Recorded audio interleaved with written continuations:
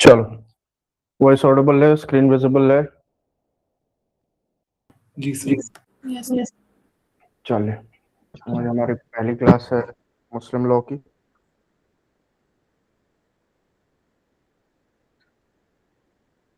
ठीक है, तो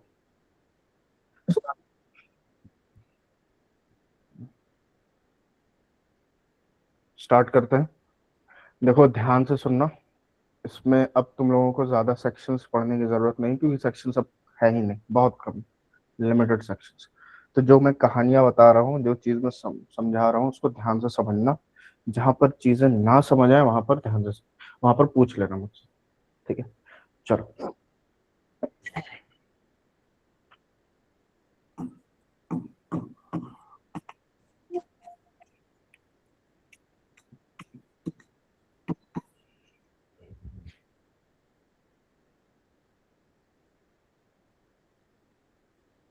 चलो, स्टार्ट करते हैं।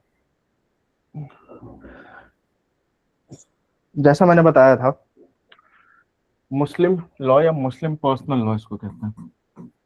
ठीक है, पर्सनल लॉ क्या होता है वो मैंने पिछली क्लास में ही बताया था, जब हम हिंदू लॉ पढ़ रहे थे। पर्सनल लॉ, जिनको नहीं पता है मैं दोबारा बता देता हूँ, जो आपके पर्सनल मैटर्स से डील करता है उसको हम पर्सनल लॉ कहते हैं। ठीक है, एक हमारा होता है सेक्युलर लॉ,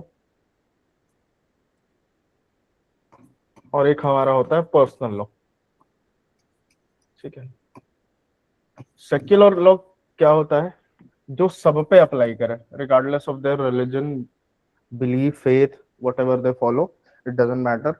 जिस भी कम्युनिटी के हैं, सब पे क्रिमिनल लॉज लगेंगे। अब इसमें कौन से एग्जांपल्स होंगे? जैसे सॉरी, उस पे हमारा सेक्युलर लॉ लगेगा। इसके एग्जांपल्स क्या होंगे? Criminal laws, BNS, BNSS, BSA वगैरह वगैरह लॉज हो गए हमारे। इंडियन कॉन्ट्रैक्ट एक्ट हो गया, टीपीए हो गया, वगैरह वगैरह। ये क्या हो गए हमारे? फिर हैंग कर रहा है।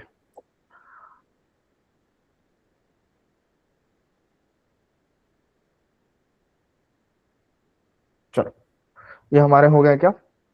Secular laws. पर्सनल लॉ क्या था? लास्ट क्लास में मैंने समझाया था, जो आपके पर्सनल मैटर्स से डील करते हैं। पर्सनल मैटर्स क्या हो गए? आपके फैमिली के मैटर्स हो गए, मैरिज हो गया, डाइवोर्स हो गया, मेंटेनेंस हो गया। मेंटेनेंस तो हम हालांकि सेक्युलर के डोमेन में भी रखते हैं, गार्डियनशिप हो गया, वगैरह वगैरह। गार्डियनशिप हो गया, वगैरह वगैरह। ये सारी चीजें कहाँ आती हैं? आपके पर्सनल लॉ में। ठीक। हालांकि इसमें से बहुत सारी चीजें, जैसे मेंटेनेंस मेंटेनेंस हो गया, गार्डियनशिप हो गई, वो सारी चीजें हम धीरे धीरे क्या कर रहे हैं? सेक्युलर लॉ में शिफ्ट कर रहे हैं। ठीक है, बट डिस्पाइट सेइंग दैट, हमारा मेजर प्रोपोर्शन जो कि हमारे पर्सनल लाइफ से डील करता है, वो अभी भी हमारे पर्सनल लॉज में एज इट इज मेंटेन होता आ रहा है। ठीक है, मुस्लिम लॉ या मुस्लिम पर्सनल लॉ की बात करें, तो मुस्लिम पर्सनल लॉ का दूसरा नाम है शरीयत लॉ। ठीक है, जो आपने सुना होगा, कहीं ना कहीं तो सुना होगा, कहीं नहीं भी सुना होगा तो मीडिया पे तो जरूर सुना होगा। ठीक है, अब हम बड़े ध्यान से, जैसे हमने हिंदू लॉ में थोड़ी सी हिस्ट्री जानी थी, वैसे ही हम मुस्लिम लॉ की थोड़ी सी हिस्ट्री जानते हैं। मुस्लिम लॉ ओरिजिनेट कहाँ से हुआ? अरेबिया से हुआ। अरेबिया में क्या था? अरेबिया के जो लोग थे वो ट्राइब्समैन थे, ट्राइब्स में रहते थे, कबीलों में रहते थे। ठीक है, और ज्यादातर वो हंटिंग गैदरिंग वाला काम करते थे। हंटिंग से अपना गुजारा करते थे, या नहीं तो ट्रेड से अपना गुजारा करते थे। और जो सोसाइटी थी अरेबिया की, वो मेल डोमिनेटेड सोसाइटी थी। ठीक है, मेल डोमिनेटेड सोसाइटी थी, पेट्रियार्की चलती थी, एज सिमिलर एज हमारा हिंदू लोग। ठीक, वीडियो लॉग लैग कर रही है? एक सेकंड रुक जाओ, 2 मिनट तुम लोग रुकना, मैं दोबारा से इसको रीस्टार्ट करके आता हूँ। ठीक है, हाँ, मेरा सिस्टम भी लैग कर रहा है, 2 मिनट रुकना बस।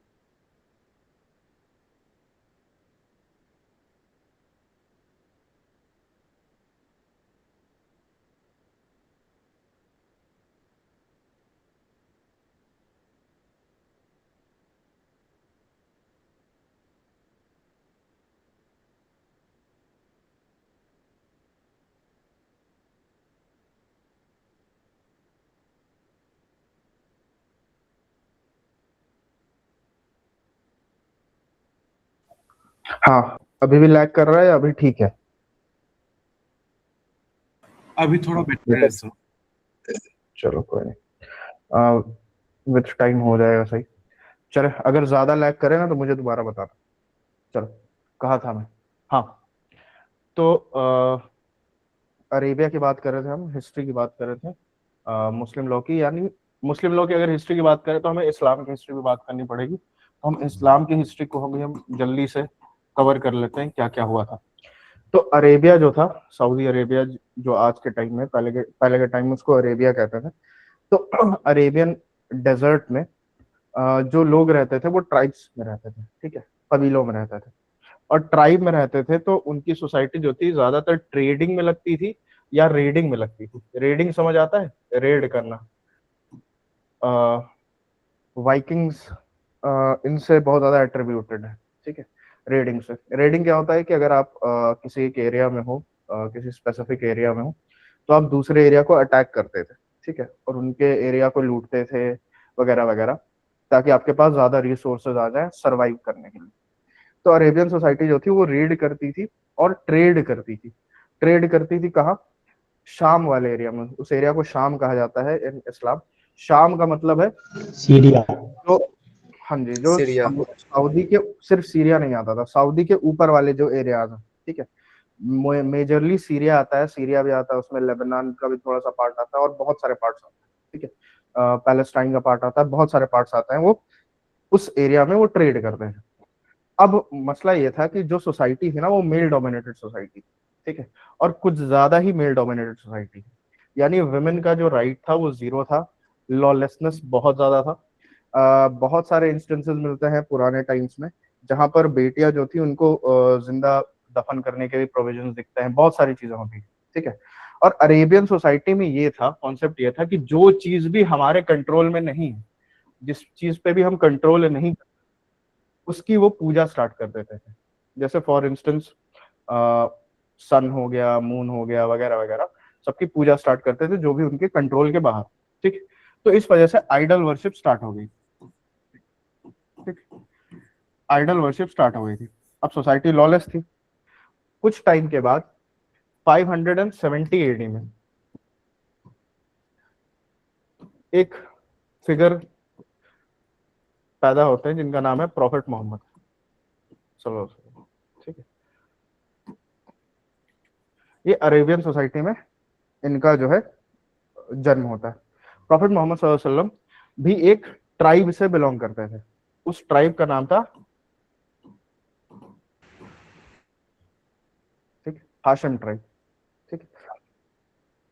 ये ट्राइब जो था ये one of the leading tribes था पूरे अरेबियन लैंड में, ठीक है। इस क्यों ये लीडिंग ट्राइब था? क्योंकि इनके पास जो था मक्का में काबा होगा, काबा सुना होगा, काबा का कंट्रोल था।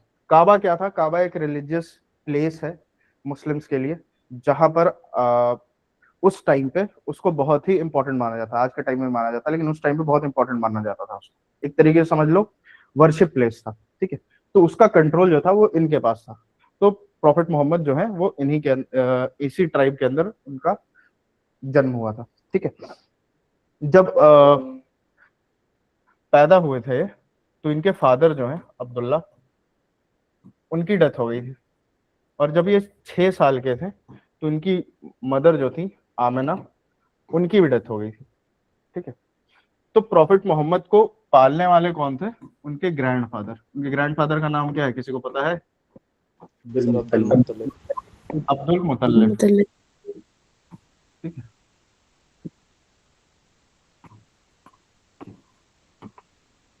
अब्दुल मुतल्लिब, ठीक। तो कुछ टाइम तक प्रॉफिट मोहम्मद जो है वो इनके साथ रहते थे, अपने ग्रैंडफादर के साथ रहते थे, ठीक है। उसके बाद इनके ग्रैंडफादर की भी डेथ हो गई। तो उसके बाद कौन है? इनके जो अंकल। चाचा थे, ठीक है, अंकल जो थे, उन्होंने फिर इनको अपने घर में रखा। उनका नाम था अबू तालिब। धीरे धीरे इनकी एज बढ़ी, ट्रेड में ये उतर गए, जैसे बाकी मक्का वाले थे उन वो ट्रेड में उतरे थे, वैसे ही ट्रेड में उतरते उतरते इनकी एज पहुंच गई 25 ईयर्स, तो जिनके लिए ये ट्रेड करते थे उनसे ही इनकी शादी हो गई। उनकी पहली वाइफ, मोहम्मद सल्लल्लाहु अलैहि वसल्लम की पहली वाइफ का नाम था खदीजा, ठीक है, खदीजा रज़ियल्लाहु अन्हा। जब इनकी शादी हुई थी तो खदीजा रज़ियल्लाहु अन्हा की एज जो थी वो 40 इयर्स थी, ठीक है। इनकी एज 25 थी, उनकी एज 40 थी, ठीक है। विथ टाइम बीता, फिर हम पहुंचे 610 एडी में।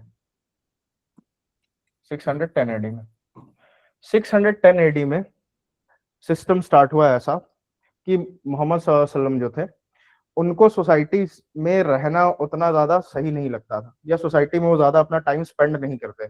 उनको सेक्लूजन पसंद था, तो सेक्लूजन में अपना टाइम स्पेंड करते थे। स्पेशली एक माउंटेन था, उस माउंटेन पे चढ़ करके अपना टाइम वो स्पेंड करते थे। तो 610 में एक केव था जिसका नाम था हिरा। उस हिरा के केव के अंदर उनको पहली बार रेवलेशन मिला। रेवलेशन क्या है? जैसे हमने वैदिक पीरियड में सुना था कि जो बड़े बड़े ऋषि मुनि होते थे उनको रेवलेशन मिलता था, वो गॉड से डायरेक्ट उनका कांटेक्ट होता था, वो उनसे बात करते थे और जो उनको बोला जाता था वो सुनाते थे। स्मृति एंड श्रुति याद होगा आई होप। सिमिलर तरीके से 610 में जब मोहम्मद सल्लल्लाहु अलैहि वसल्लम हिरा, गारे हिरा या केव ऑफ हिरा में थे, तो उनको भी रेवलेशन रिसीव हुआ थ्रू एन एंजल। उस एंजल का नाम है गैब्रियल या जिब्रील कहते हैं, ठीक है, ठीक। और वहां से इस्लाम का जो एग्जिस्टेंस है वो स्टार्ट हुआ, ठीक है। ऐसे मुस्लिम्स या मुस्लिम रिलीजन में बिलीव, इस्लाम में बिलीव करा जाता है कि इस्लाम जो है वो 610 एडी में नहीं स्टार्ट हुआ था, वो हमेशा से चलता आ रहा है। उसको रिजुवेनेट करा गया था 610 एडी में। बट आपका एग्जाम में क्वेश्चन आएगा तो आप मार्क करोगे 610 एडी में हमारा इस्लाम स्टार्ट हुआ था, ठीक है। नेक्स्ट, यही जो बार बार मैसेजेस आते रहे, रेवलेशंस आते रहे, वो बार बार बन करके क्या बने, फाइनल स्टेज में आकर के कुरान, जो मुस्लिम्स की होली बुक है, ठीक है। देखो बहुत ज्यादा डिटेल में मैं नहीं जाऊंगा क्योंकि जो आपके एग्जाम के पर्सपेक्टिव से इंपॉर्टेंट है मैं उतना ही बताऊंगा, ठीक है। कहानी तो बहुत लंबी खिंच सकती है और बहुत सारे नुआंसेस हैं, लेकिन उतना डिटेल में हमें जाना नहीं, ठीक है। विथ टाइम इनको होली बुक मिल गई, कुरान आ गया। कुरान धीरे धीरे इन फेजेस जो है, रेवलेशंस इन फेजेस रिलीज होते थे, ठीक है। ऐसा नहीं था कि एक बार में पूरा होली कुरान आ गया था। ये 610 से लेकर के 23 इयर्स के स्पैन में ये विथ टाइम धीरे धीरे रेवलेशंस आने लगे, ठीक है। और कुरान जो है वो 23rd ईयर में यानी 633 एडी में हमारा कंप्लीट हुआ, ठीक है। कोई दिक्कत है यहाँ तक? ये जो रेवलेशन होता है ना, इसको एक टर्म कहते हैं अरबिक में, वही। इसको दिमाग में बैठा लेना, वही, ठीक है। इसी के थ्रू जो है वो कुरान जो है इवेंचुअली धीरे धीरे धीरे धीरे करके 23 इयर्स के स्पैन में रिलीज हुआ, ठीक। कोई दिक्कत है यहाँ तक? सर वही क्या है, एक और बार प्लीज बताएंगे? वही जो है रेवलेशन है, ठीक है। रेवलेशन को वही कहते हैं जो गैब्रियल या जिब्रील जो ले करके आते थे, जो कहते थे, ठीक है, जिनको प्रॉफिट सुनते थे और बाद में रिवील करते थे लोगों को, उनका एक अरबिक टर्म है, उस टर्म को हम वही कहते हैं, ठीक है। चले फिर आगे। अब यहाँ पर जल्दी जल्दी थोड़ा सा समझ लेते हैं चीजों को जो एग्जाम में आने के चांसेस है। फर्स्ट एंड फॉरमोस्ट हमने ये समझ लिया कि मोहम्मद सल्लल्लाहु अलैहि वसल्लम की वाइफ का नाम था खदीजा रज़ियल्लाहु अन्हा, ठीक है, ये वाइफ थी, ठीक है। अंकल कौन थे? अंकल थे अबू तालिब। ग्रैंडफादर कौन थे? अब्दुल मुतल्लिब, ये ग्रैंडफादर थे। और हमने क्या देखा, इनके फादर कौन थे? फादर का नाम था अब्दुल्ला।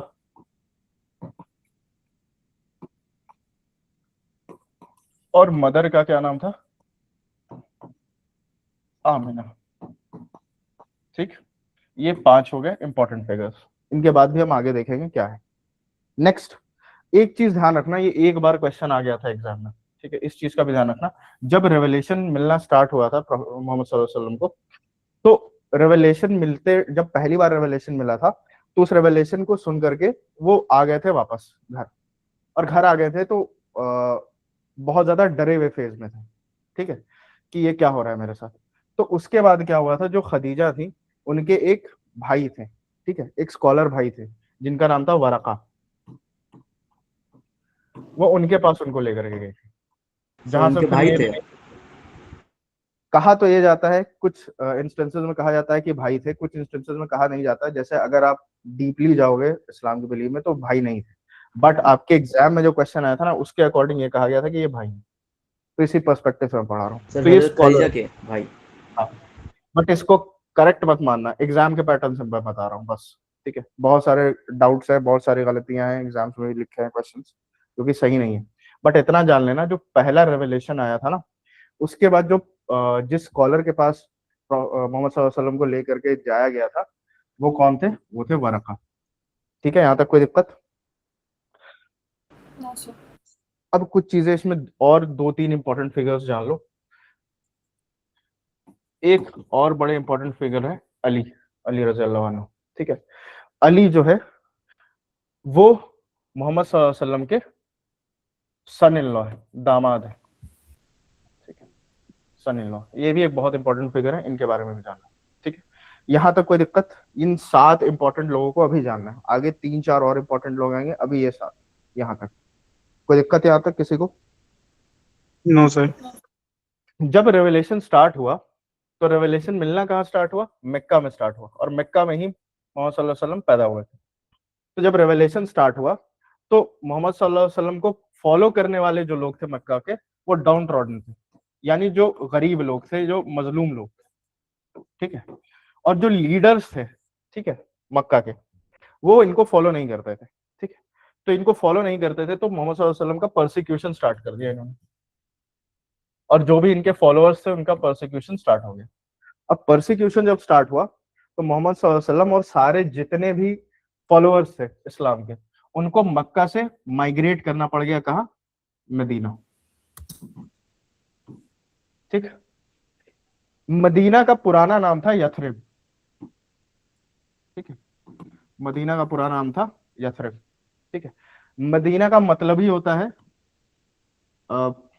एग्जैक्ट मतलब तो यही होता है जहां प्रॉफिट आए हैं उसको मदीना कहते हैं, ठीक है। तो मदीना का पुराना नाम था यथरिब, बाद में उसको चेंज करके मदीना कर गया, ठीक है। तो जब परसिक्यूशन स्टार्ट हुआ तो मोहम्मद सल्लल्लाहु अलैहि वसल्लम कहाँ चले गए? मदीना की तरफ चले गए, और इसको हम कहते हैं माइग्रेशन, ठीक है, माइग्रेट कर गए। और इसको हम उर्दू में अरबिक में कहते हैं हिजरा, ठीक है। इसको भी ध्यान रखना, ये वर्ड आगे काम आएगा हमारे, ठीक। यहाँ तक कोई दिक्कत? ये हिजरा जो करा मोहम्मद सल्लल्लाहु अलैहि वसल्लम ने, वो 622 एडी में करा, ठीक है। और हिजरी कैलेंडर जो भी है ना, जैसे हर रिलीजन का अपना अपना कैलेंडर है, हम लोग फॉलो करते हैं ग्रिगोरियन कैलेंडर, जो कि जनवरी फरवरी मार्च वो पूरे वर्ल्ड में चलता है, रोमन कैलेंडर कहते हैं जिसको। हिंदुइज्म में अपना कैलेंडर होता है, इस्लाम में अलग कैलेंडर होता है। इस्लाम में जो कैलेंडर होता है वो कहाँ से चलता है? इसी हिजरी वाली डेट से चलता है, ठीक है। तो इसको हम कहते हैं हिजरी कैलेंडर, इसको हम कहते हैं हिजरी कैलेंडर, ठीक है। यानी इस्लाम के डेट जो काउंट करोगे वो हिजरी कैलेंडर से स्टार्ट होता है, ईयर ऑफ माइग्रेशन से स्टार्ट होता है। क्लियर है? यहाँ तो कोई दिक्कत किसी को भी? No sir. चलिए, नो सर। उसके बाद फिर क्या हुआ, जब मदीना से मदीने की तरफ चले गए मोहम्मद सल्लल्लाहु अलैहि वसल्लम, तो मदीने के बाद कुछ टाइम के बाद जब इस्लाम के फॉलोअर्स बढ़े तो मोहम्मद सल्लल्लाहु अलैहि वसल्लम मदीना यानी यथरिब से वापस कहाँ चले गए? मक्का चले गए, और मक्का को कॉन्कर कर लिया, जीत लिया, ठीक है। और मक्का को जीतने के बाद फिर वहां पर इस्लाम का सेंटर बन गया, ठीक है। मक्का एंड मदीना दो इंपॉर्टेंट सेंटर्स है इस्लाम के, इसी वजह से होता है। फिर कुछ टाइम के बाद मोहम्मद सल्लल्लाहु अलैहि वसल्लम की डेथ हो गई, वफात पा गए वो। एग्जैक्टली कौन सा डेट है, किसी को याद है? कोई बता सकता है? सर किस कैलेंडर के हिसाब से? नॉर्मल एडी कैलेंडर के हिसाब से बताइए। 32 सी एडी में उनकी डेथ हो गई, ठीक है। कुछ चीजें यहाँ पर और ध्यान रखनी है। रेवलेशंस मिलने कब स्टार्ट हुए मोहम्मद सल्लल्लाहु अलैहि वसल्लम को? जब वो 40 इयर्स के हुए, ठीक। जब 40 इयर्स के थे तब रेवलेशन मिलना स्टार्ट हुआ, ठीक। यानी कब का है डेट, 610 AD, ठीक। या वही मिलनी स्टार्ट हो गई, ठीक। बॉर्न कब हुए, बॉर्न बर्थ की डेट 570 AD, ठीक।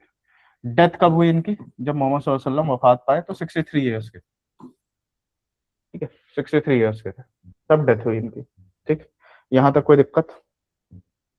अब यहां से फिर आगे धीरे धीरे समझते हैं, कोई दिक्कत है तो पूछ सकते हो यहां तक।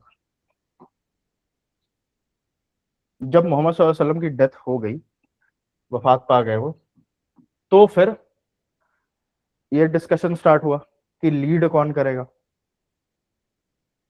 मुस्लिम्स को। तो यहां से कैलिफ सिस्टम स्टार्ट हुआ या खलीफा का सिस्टम स्टार्ट हुआ, यानी लीडर्स का सिस्टम स्टार्ट हुआ, ठीक है। तो फर्स्ट लीडर जो थे इस्लामिक कैलिफेट के, वो थे अबू बकर। ये मोहम्मद सल्लल्लाहु अलैहि वसल्लम के बहुत क्लोज कंपेनियन भी रहे हैं, ठीक है, दोस्त भी हैं बहुत, इनका इस्लाम में बहुत बड़ा वो है रोल है, ठीक है। तो पहले कैलिफ हमारे बने अबू बकर, इनकी डेथ के बाद जो कैलिफ बने उनका नाम था उमर, इनके बाद जो कैलिफ बने उनका नाम था उस्मान,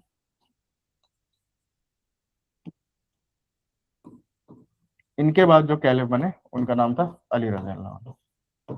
ये चार इंपॉर्टेंट कैलिफ्स जो होते हैं उनके नाम है।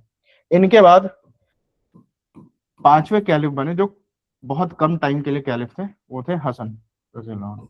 ये कौन थे? ये इनके जो थे बेटे थे, ठीक है। हसन रज़ी अल्लाह अन्हु अली के बेटे थे, यानी मोहम्मद सल्लल्लाहु अलैहि वसल्लम के नाती थे, ठीक है, ग्रैंडसन्स थे, ठीक। यहाँ तक कोई दिक्कत? और इनको हम कहते हैं, इन चार को और उनके हसन रज़ी अल्लाह अन्हु के भी टर्म को हम जोड़ते हैं तो इनको हम कहते हैं राशिदुन कैलिफेट,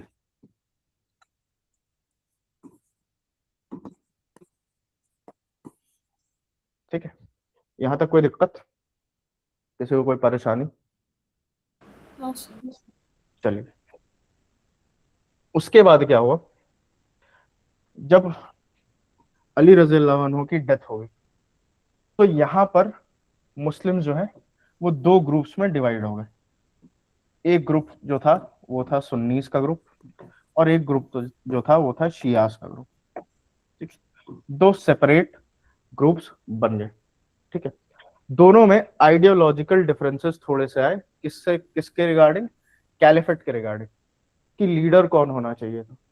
सुन्नीस के अकॉर्डिंग ये तीन लीडर्स जो थे वो कंपैटिबल या प्रॉपर लीडर्स थे, और लीडरशिप जो थी अकॉर्डिंग टू सुन्नीस, वो ये कहते थे कि लीडरशिप जो है वो ब्लड बेस्ड नहीं रहेगी, कंपैटिबिलिटी बेस्ड रहेगी। एंड शियास का कहना था कि लीडरशिप जो होगी वो प्रॉफिट मोहम्मद सल्लल्लाहु अलैहि वसल्लम के फैमिली के अकॉर्डिंग ही रहेगी, और इस वजह से इन दो सेक्ट्स में डिफरेंसेस स्टार्ट हो। क्लियर है बात? हालांकि बहुत ज्यादा डिटेल्ड नुआंसेस है, बट ये मोटा मोटा ऐसे समझो, ठीक है। शियास जो है वर्ल्ड के पॉपुलेशन, मुस्लिम पॉपुलेशन के 85% कॉन्स्टिट्यूट होते हैं, सॉरी सुन्नीस, और शियास जो है वो 15% कॉन्स्टिट्यूट होते हैं, ठीक है। यहां तक कोई दिक्कत? समझ में आ गया यहां तक? चलो, यहां पर हिस्ट्री अब खत्म होती है, अब थोड़ा सा हम समझते हैं, अब यहां पर से लॉ स्टार्ट होता है, ठीक है। इस्लाम जो है या शरीयत लॉ जो है वो मेजरली जो है दो सोर्सेस पे टिका हुआ है। एक है कुरान जो कि होली बुक है, और दूसरा है हदीस या हदीस। ये क्या है? हदीस का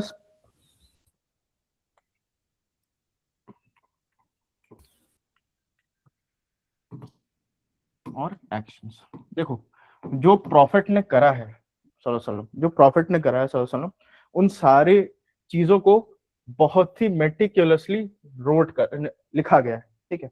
कि हाँ प्रॉफिट ने इस सिचुएशन में ये कहा था, इस सिचुएशन में ये करा था, इस सिचुएशन में ये करा था, इस सिचुएशन में ये करा। तो वहां से भी इस्लामिक लॉ का हम डेरिवेशन करते हैं, ठीक है। तो जो प्रॉफिट के लाइफ और उनके डे टू डे लाइफ में जो जो दिक्कतें आई थी या जो जो सिचुएशंस अरोज हुए थे, उनको हमने एक डिटेल्ड वे में लिखा है, उस डिटेल्ड वे में जो हमने लिखा है उसको हम कहते हैं हदीस या हदीस, ठीक है। और जो ये उसमें जो एक्शंस करे हैं या कहे हैं प्रॉफिट्स ने, उसको हम कहेंगे सुन्ना, ठीक। जो प्रॉफिट ने कहा या एक्शन करा या कुछ करा या नहीं करा, जो भी प्रॉफिट का एक सिचुएशन में एक्शन था, उसको हम कहेंगे सुन्ना। और ये सुन्ना का जो हमने बहुत ज्यादा कलेक्शन कर लिया है और सुन्ना को जो हमने लिखा है उसको हम कहेंगे हदीस। दोनों में डिफरेंस समझ आ रहा है? सुन्ना एक्चुअल एक्शन है, हदीस उसको लिखा गया है, उसको हम हदीस कहते हैं। क्लियर है सबको?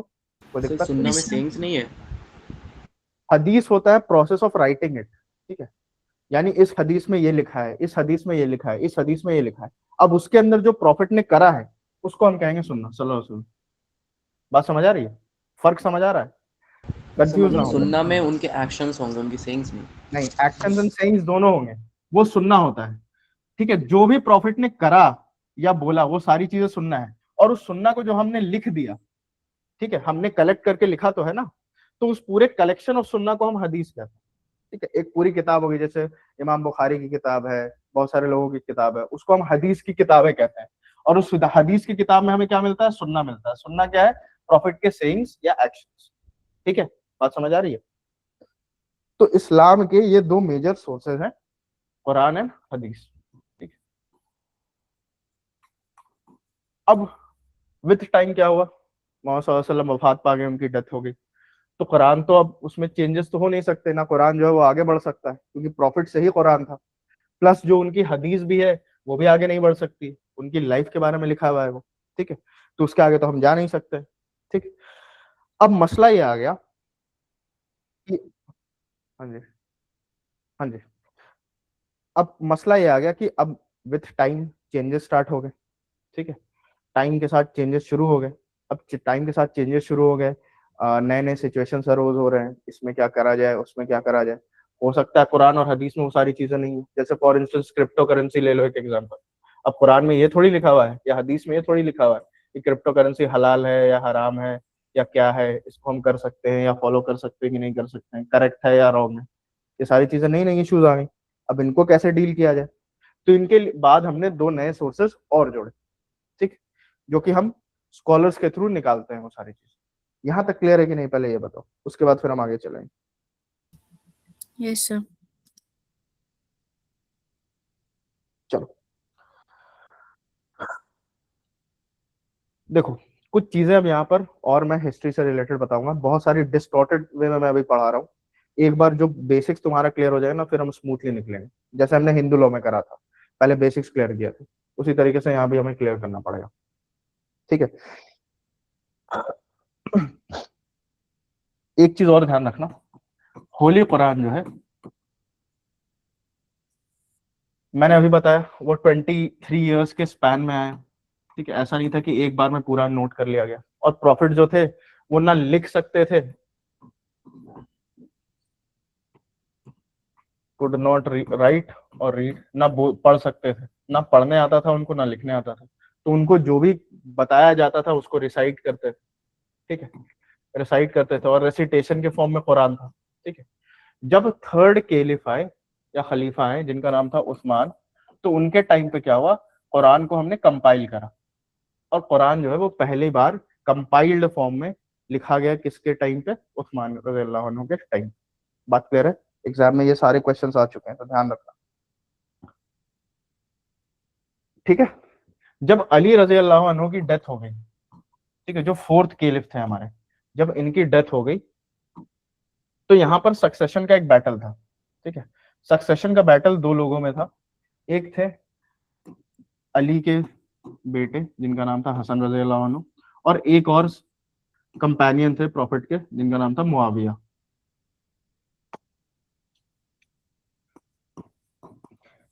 मुआविया रजी अल्लाह अन्हु, ठीक है। ये दोनों कौन थे? ये अली के बेटे थे और ये कंपेनियन थे मोहम्मद सल्लल्लाहु अलैहि वसल्लम। अब इनके टाइम पे लड़ाइयां स्टार्ट हो गई जो बाद में शिया और सुन्नी के सेक्ट्स में डेवलप हुए। हसन के थ्रू अली, हसन, और बाद में हसन के एक छोटे भाई भी हैं, अली के दूसरे बेटे हुसैन रजी अल्लाह अन्हु, इन तीनों के थ्रू एक ग्रुप निकला जिनको हम कहते हैं शियाज, जो फेवर कर रहे थे इन तीनों को, ठीक है। अली के बाद हसन को, और हसन के डेथ के बाद हुसैन को कि आप जो है आप लीडर बनने के लायक हो, और कुछ ग्रुप जो था वो मुआविया रज़ियल्लाहु अन्हु को फेवर कर रहा था। मेजरली ये कहा जाता है कि मुआविया रज़ियल्लाहु अन्हु को फेवर करने वाले कौन है? सुन्नीस। और यही सेक्ट में जो है डिफरेंस यहाँ से स्टार्ट हो गया। ठीक है, यहां तक कोई दिक्कत? No, sir. और ये हुसैन रज़ियल्लाहु अन्हु की भी डेथ हो गई थी, उनको भी मार दिया गया था। तो उसी का कहां पर मारा गया था, कहां पर इनकी डेथ हुई थी, कहां पर ये शहीद हुए थे, उस जगह का नाम है करबला। ठीक है, तो इसका भी ध्यान रखना, कभी कभी क्वेश्चन में एग्जाम में आ जाता है।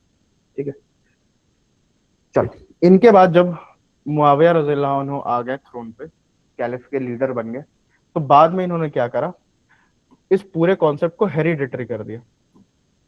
देखो जब कैलिफ का सिस्टम था ना, तो वो based on how will they know profit, based on their capability हम डिसाइड करते थे। ऐसा नहीं था कि एक ग्रुप जो है वही लीडर बनता रहेगा। बाद में जब मुआविया रज़ियल्लाहु अन्हु आए तो उन्होंने क्या कर दिया, हेरिडिटरी कर दिया, यानी राजा का बेटा राजा, उनका बेटा राजा, उनका बेटा राजा, यानी फैमिली के अंदर। तो यहां से जब ये कैलिफेट चेंज हुआ तो ये किंगडम में बदल गया, ये किंग्स में बदल गया, कैलिफ नहीं रहे, किंग में बदल गया है। तो इनका नाम पड़ गया उमैयद्स। ठीक है, और यहां से उमैयद डायनेस्टी स्टैब्लिश हुई। बाद में इनको भी टॉपल कर दिया गया, इनके बाद आ गए अब्बासिद्स। और उमैयद डायनेस्टी के टाइम पे ही मोहम्मद बिन कासिम जो इंडिया आए थे, जहां से फिर इस्लाम कहा जाता है शुरू हुआ था। हालांकि इस्लाम जो है वो नीचे से साउथ में ऐसे भी अरब ट्रेड करते थे, केरला के थे, तो वहां से भी शुरू था। बट यूजुअली यही माना जाता है कि उमैयद के टाइम पे ही जो हमारे मोहम्मद बिन कासिम थे वो आए थे इंडिया में। ठीक है, इन्वेड करा था उन्होंने इंडिया। ठीक, वहां से इंडिया में इस्लाम आया था। ठीक है, ये पूरा चार्ट समझ आ रहा है कैसे क्या हुआ क्या नहीं हुआ? बट हमें तो कोई लिखना होगा ना कि इस्लाम जो स्टार्ट हुआ तो पहले वाली डेट 610 AD वाली करनी होगी ना। जी जी जी जी, आगे चले। उसके बाद क्या हुआ, कुछ टाइम के बाद फिर किंगडम्स रहे, बहुत टाइम तक किंगडम रहा। ठीक है, किंगडम चलता रहा, अब्बासिद चलते रहे, उमैयद चलते रहे, बहुत टाइम तक चलता रहा। फिर आया एक टाइम ऑटोमन्स का। ठीक है, और ऑटोमन्स ने क्या करा, ऑटोमन्स के टाइम तक और ऑटोमन से पहले भी जो, ऐसा नहीं था कि केलिफ का सिस्टम खत्म हो गया था, खलीफा रहते थे, लेकिन खलीफा के पास अब कोई मिलिट्री माइट नहीं होता था, वो एक रिलीजियस लीडर बन करके रह गया। जो कि यहाँ पर जब राशिदुन कैलिफेट स्टैब्लिश हुआ था, अबू बकर, उमर, उस्मान, अली, हसन, हुसैन, उनके टाइम पे कैलिफ जो था उसके पास मिलिट्री पावर भी होती थी और रिलीजियस पावर भी होती थी, यानी हर तरीके से वो एक लीडर होता था ग्रुप का। लेकिन बाद में जब बहुत सारे चेंजेस हुए, किंगडम्स स्टैब्लिश हो गए, तो ऐसा नहीं था कि कैलिफ का सिस्टम खत्म कर दिया था, कैलिफ सभी भी होते थे, लेकिन अब ये क्या बन गए थे, सिर्फ रिलीजियस लीडर्स बन गए। ठीक है, रिलीजियस लीडर्स बन गए थे। अब वो वैसे नहीं रहे थे कि हाँ भाई बहुत मिलिट्री माइट हो या कुछ भी हो, ऐसा कुछ भी नहीं था, बस एक रिलीजियस लीडर रह गए थे, जैसे आज के टाइम में समझ लो मुफ्ती होते हैं, मौलाना होते हैं, उस टाइप के रह गए थे बस। ठीक है, बाद में जब ऑटोमन्स आए तो ऑटोमन्स ने वापस से कैलिफ का सिस्टम शुरू करा, और उन्होंने ये कहा कि ऑटोमन जो है वो अब हेड है, वो अब पिलर है, और यहीं से हमारी कैलिफेट स्टैब्लिश होगी। ठीक है, और फिर ये कैलिफेट का सिस्टम फिर भी चलता रहा। फाइनली कैलिफेट का सिस्टम खत्म हुआ 1927 में, वर्ल्ड वॉर 1 वर्ल्ड वॉर 2 के बीच में, 1927 में। ठीक है, 1927 में जाकर के ये कैलिफ का सिस्टम खत्म हुआ, और इसको खत्म करने वाले जो बंदे थे उनका नाम था मुस्तफा कमाल अतातुर्क। सिर्फ 27 में या वर्ल्ड वॉर के जस्ट बाद? 1927 में, exact to be very precise 1927 में। ठीक है, डेट वही माना जाता है कि 1927 में ही मुस्तफा कमाल अतातुर्क ने अबॉलिश करा था कैलिफेट का सिस्टम, और यहाँ से कैलिफेट का सिस्टम खत्म हुआ, फिर किंग्स का सिस्टम चलता रहा। उसके बाद से अभी तक कोई कैलिफ नहीं है इस्लाम के अंदर। ठीक, कोई दिक्कत है यहाँ तक? चलो आगे चलते हैं। 2 टर्म होते हैं, ये भी एग्जाम में पूछ चुका है, एक टर्म होता है इस्लाम, एक टर्म होता है मुस्लिम। ठीक है, मुस्लिम का मतलब होता है, एग्जैक्ट मीनिंग मुस्लिम का होता है one who submits his will to God, ठीक है, one who submits his will to God. और इस्लाम का मतलब होता है peace and submission to God, peace and submission to God, ठीक है। अब इस्लाम के 5 पिलर्स है, ठीक है। फर्स्ट है शहादा। शहादा क्या है? Testimony of faith. यानी अगर किसी भी इंसान जो भी मुस्लिम है या मुस्लिम बन रहा है उसको ये शहादा बोलना पड़ता है।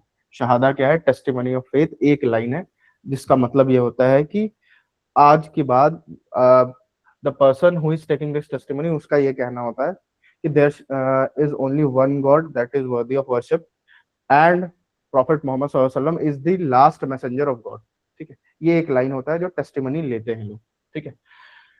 दूसरा पॉइंट क्या है शहादा के बाद? ज़कात। तीसरा है हज या पिलग्रिमेज कह लो। चौथा है सलाह। और पांचवा क्या है? सॉम। गुड, पांचवा है सौम। अब ये 5 पिलर्स हो गए। पहला तो टेस्टिमनी ऑफ फेथ है। ज़कात का मतलब क्या होता है? चैरिटी करना, पैसे देना चैरिटी में, ये एक पिलर है इस्लाम का। तीसरा पिलग्रिमेज, अगर आपके पास मीन्स है आप जा सकते हो तो आपको एक बार पिलग्रिमेज, यानी जैसे हिंदूज के अंदर तीर्थ यात्रा होती है वैसे ही मुस्लिम्स के अंदर हज होता है, आपको मक्का मदीना जाना पड़ेगा। चौथा है सलाह। सलाह मतलब नमाज या प्रेयर, 5 टाइम्स अ डे जो प्रेयर होती है वो, ठीक है। और सौम का मतलब होता है रोजा, फास्टिंग। ये 5 इंपॉर्टेंट पिलर्स हो गए इस्लाम के, ठीक है। नेक्स्ट, इस्लामिक लॉ को हम क्या कहते हैं? शरिया कहते हैं या शरीयत कहते हैं। शरिया को उर्दू में लिखोगे तो इसका मतलब होता है कानून इस्लाम। ये सारी चीजें जो है वो नोट करते रहना। हाँ बोलो, कुछ बोल रहे थे? पीछे वाली स्लाइड जल्दी जल्दी कर लो, सारी चीजें नोट करते रहना, ये कहीं ना कहीं क्वेश्चन में आ चुका है, एग्जाम में आ चुका है।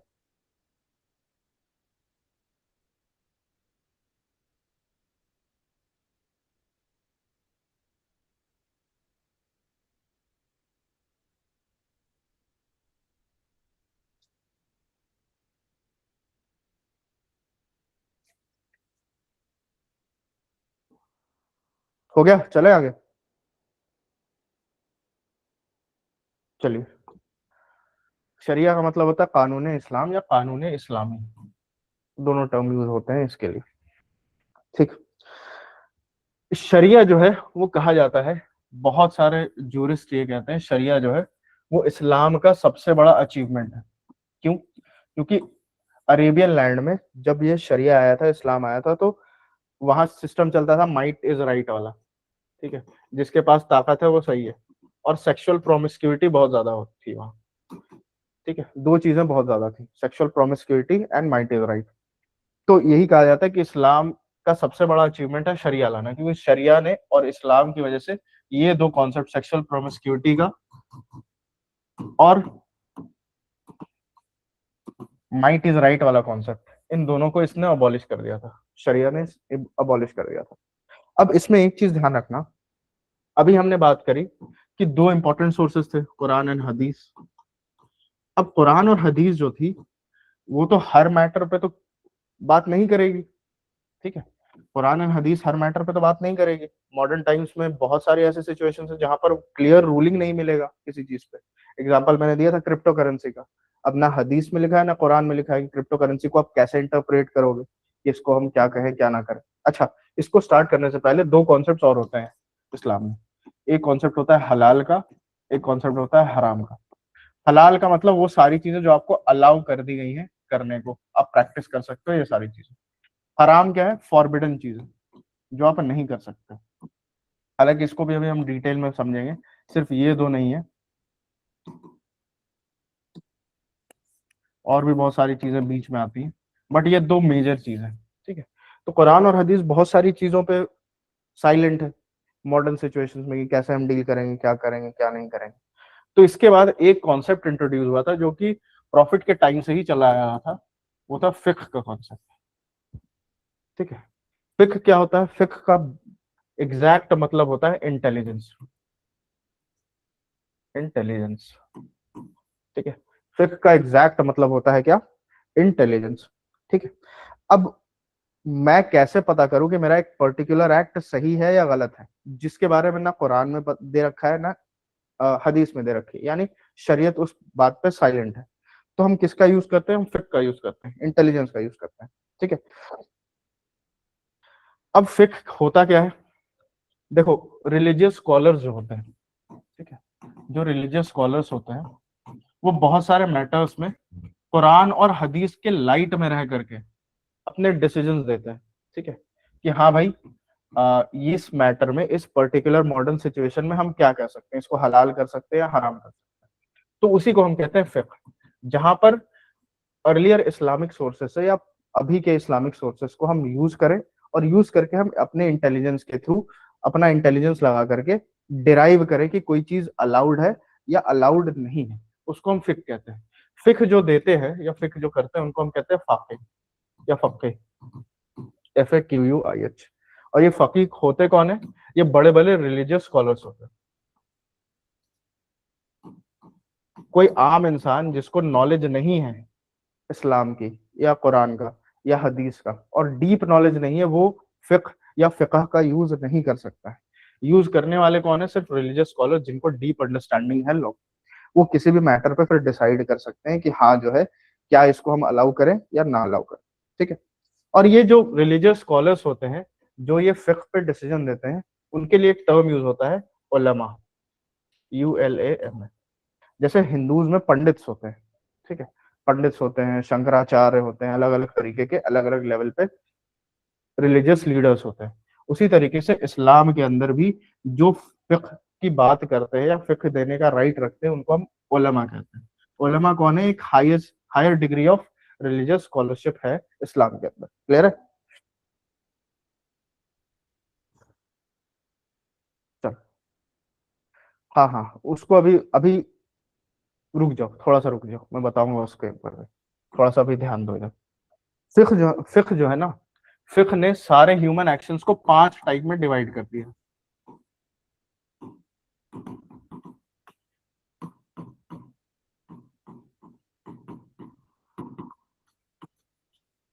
ये 5 तरीके के एक्शंस क्या है जो फिक्ह ने अलाउ करा है?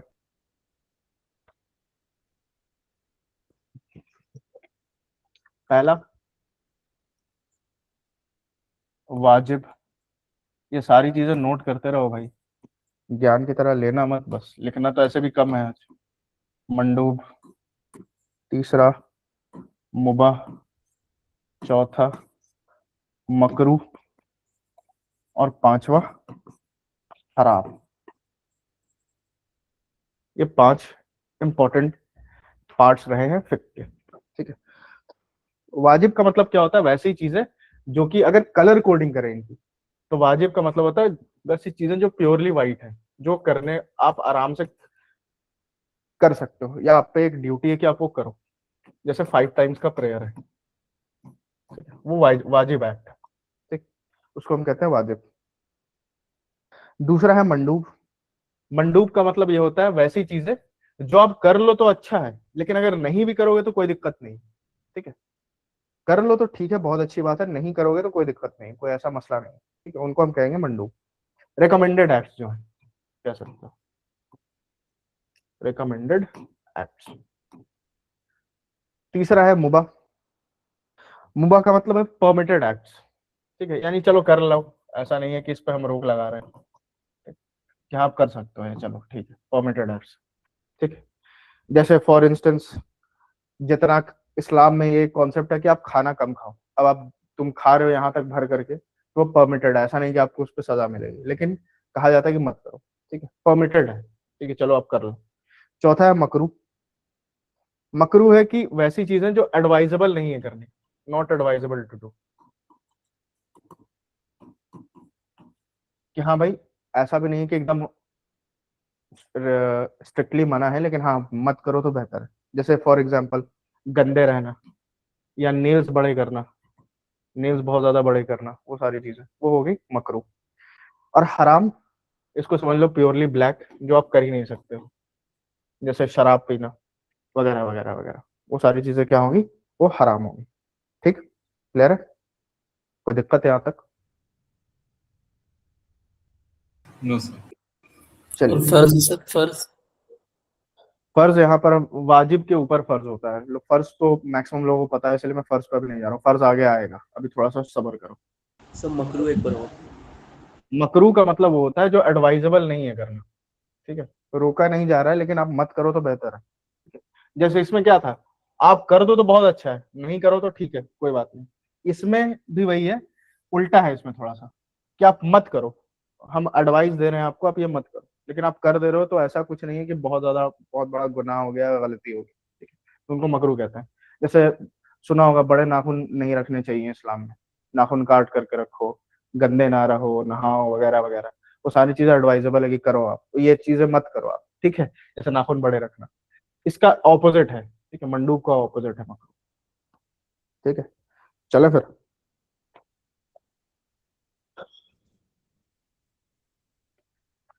चलो नेक्स्ट। अब एक एक्ट आया हमारा, बहुत दो ही चार एक्ट है, ज्यादातर जो मुस्लिम मुस्लिम लॉ के एक्ट्स है ना, वो ज्यादातर डाइवोर्स या मेंटेनेंस या वुमेन राइट्स के रिलेटेड ही आए। एक एक्ट है बस ये, जिसको हम कहेंगे शरीयत एक्ट, आया था 1937। अगेन मैंने हिंदू लॉ के टाइम में ही बताया था कि हिंदू लॉ कोडिफाइड लॉ है, मुस्लिम लॉ जो है वो अनकोडिफाइड लॉ है, कहीं लिखा हुआ नहीं है, आज भी लोग शरीयत पे ही चल रहे हैं, स्पेसिफिकली लेजिस्लेशंस पास नहीं हुए हैं उस लॉ के लिए। क्लियर है? एग्जाम में कोडिफाइड मत मार्क करके आ जाना, दो चार एक्ट्स आ गए, इसका ये मतलब नहीं कि पूरा का पूरा लॉ कोडिफाइड, कुछ स्पेसिफिक इंस्टेंसेस कोडिफाइड है बस। ठीक है, आते हैं शरीयत एक्ट 1937। शरीयत एक्ट 1937 सबसे पहला काम क्या करता है, मुस्लिम को डिफाइन करता है। जैसे हमने हिंदूज में देखा था, हिंदूज का डेफिनेशन, वैसे ही मुस्लिम्स को का भी एक डेफिनेशन है शरीयत एक्ट के अंदर। क्या डेफिनेशन है भाई? दो डेफिनेशन कहा गया, मुस्लिम दो तरीके के होते हैं, मुस्लिम बाय ओरिजिन और मुस्लिम बाय कन्वर्जन। ठीक है, Muslim by origin and Muslim by conversion, यानी जो पैदा ही हुए थे मुस्लिम, या जो बाद में कन्वर्ट हुए इस्लाम। ठीक है, अब ये वाला एस्पेक्ट इसलिए इंट्रोड्यूस हुआ था क्योंकि जब मुस्लिम्स का इन्वेजन हुआ था, जब मुस्लिम्स ने इन्वेड करा था इंडिया को, ठीक, जब मुस्लिम्स ने इन्वेड करा था इंडिया को, जो बहुत सारे लोअर कास्ट के लोग थे, ठीक है, क्योंकि कास्ट सिस्टम को बहुत ज्यादा मॉडिफाई कर दिया गया था अर्लियर टाइम से। ठीक है, ब्राह्मण डोमिनेंस के लिए। ठीक है, तो लोअर कास्ट वाले जो लोग थे, वो ज्यादातर कहाँ आ रहे थे, कन्वर्ट हो रहे थे इधर से, और बहुत सारे कुछ इंस्टेंसेस ऐसे भी मिलते हैं जहाँ पर फोर्स कन्वर्जन भी हुआ। ठीक है, तो दोनों चीजें हुई। तो मुस्लिम्स क्या हुए थे, बहुत सारे हिंदूज या नॉन मुस्लिम जो है वो कन्वर्ट हो गए थे किसमें, इस्लाम में। ठीक है, तो इसीलिए हमने इन दोनों एस्पेक्ट्स को जोड़ करके रखा है, बाय ओरिजिन भी और बाय कन्वर्जन भी। ठीक, चलो अब इसमें एक दो एक्ट केसेस है, मैं वो बताना चाह रहा था, क्या करूं, रहने दो। ठीक है, रहने दो, बस इतना भी समझो। ठीक, अब ये शरीयत एक्ट जो है ना, सिर्फ शरीयत एक्ट इसका नाम नहीं है, इसका एक बहुत लंबा नाम है, वो लंबा नाम ही मैं बता दे रहा हूँ। द मुस्लिम पर्सनल लॉ शरीयत एप्लीकेशन एक्ट 1937। ये ब्रिटिशर्स के टाइम पे ही आया था, ब्रिटिशर्स ने ही ये एक्ट निकाला था। ठीक है, इतना नोट कर लो, फिर मुझे बताओ जरा।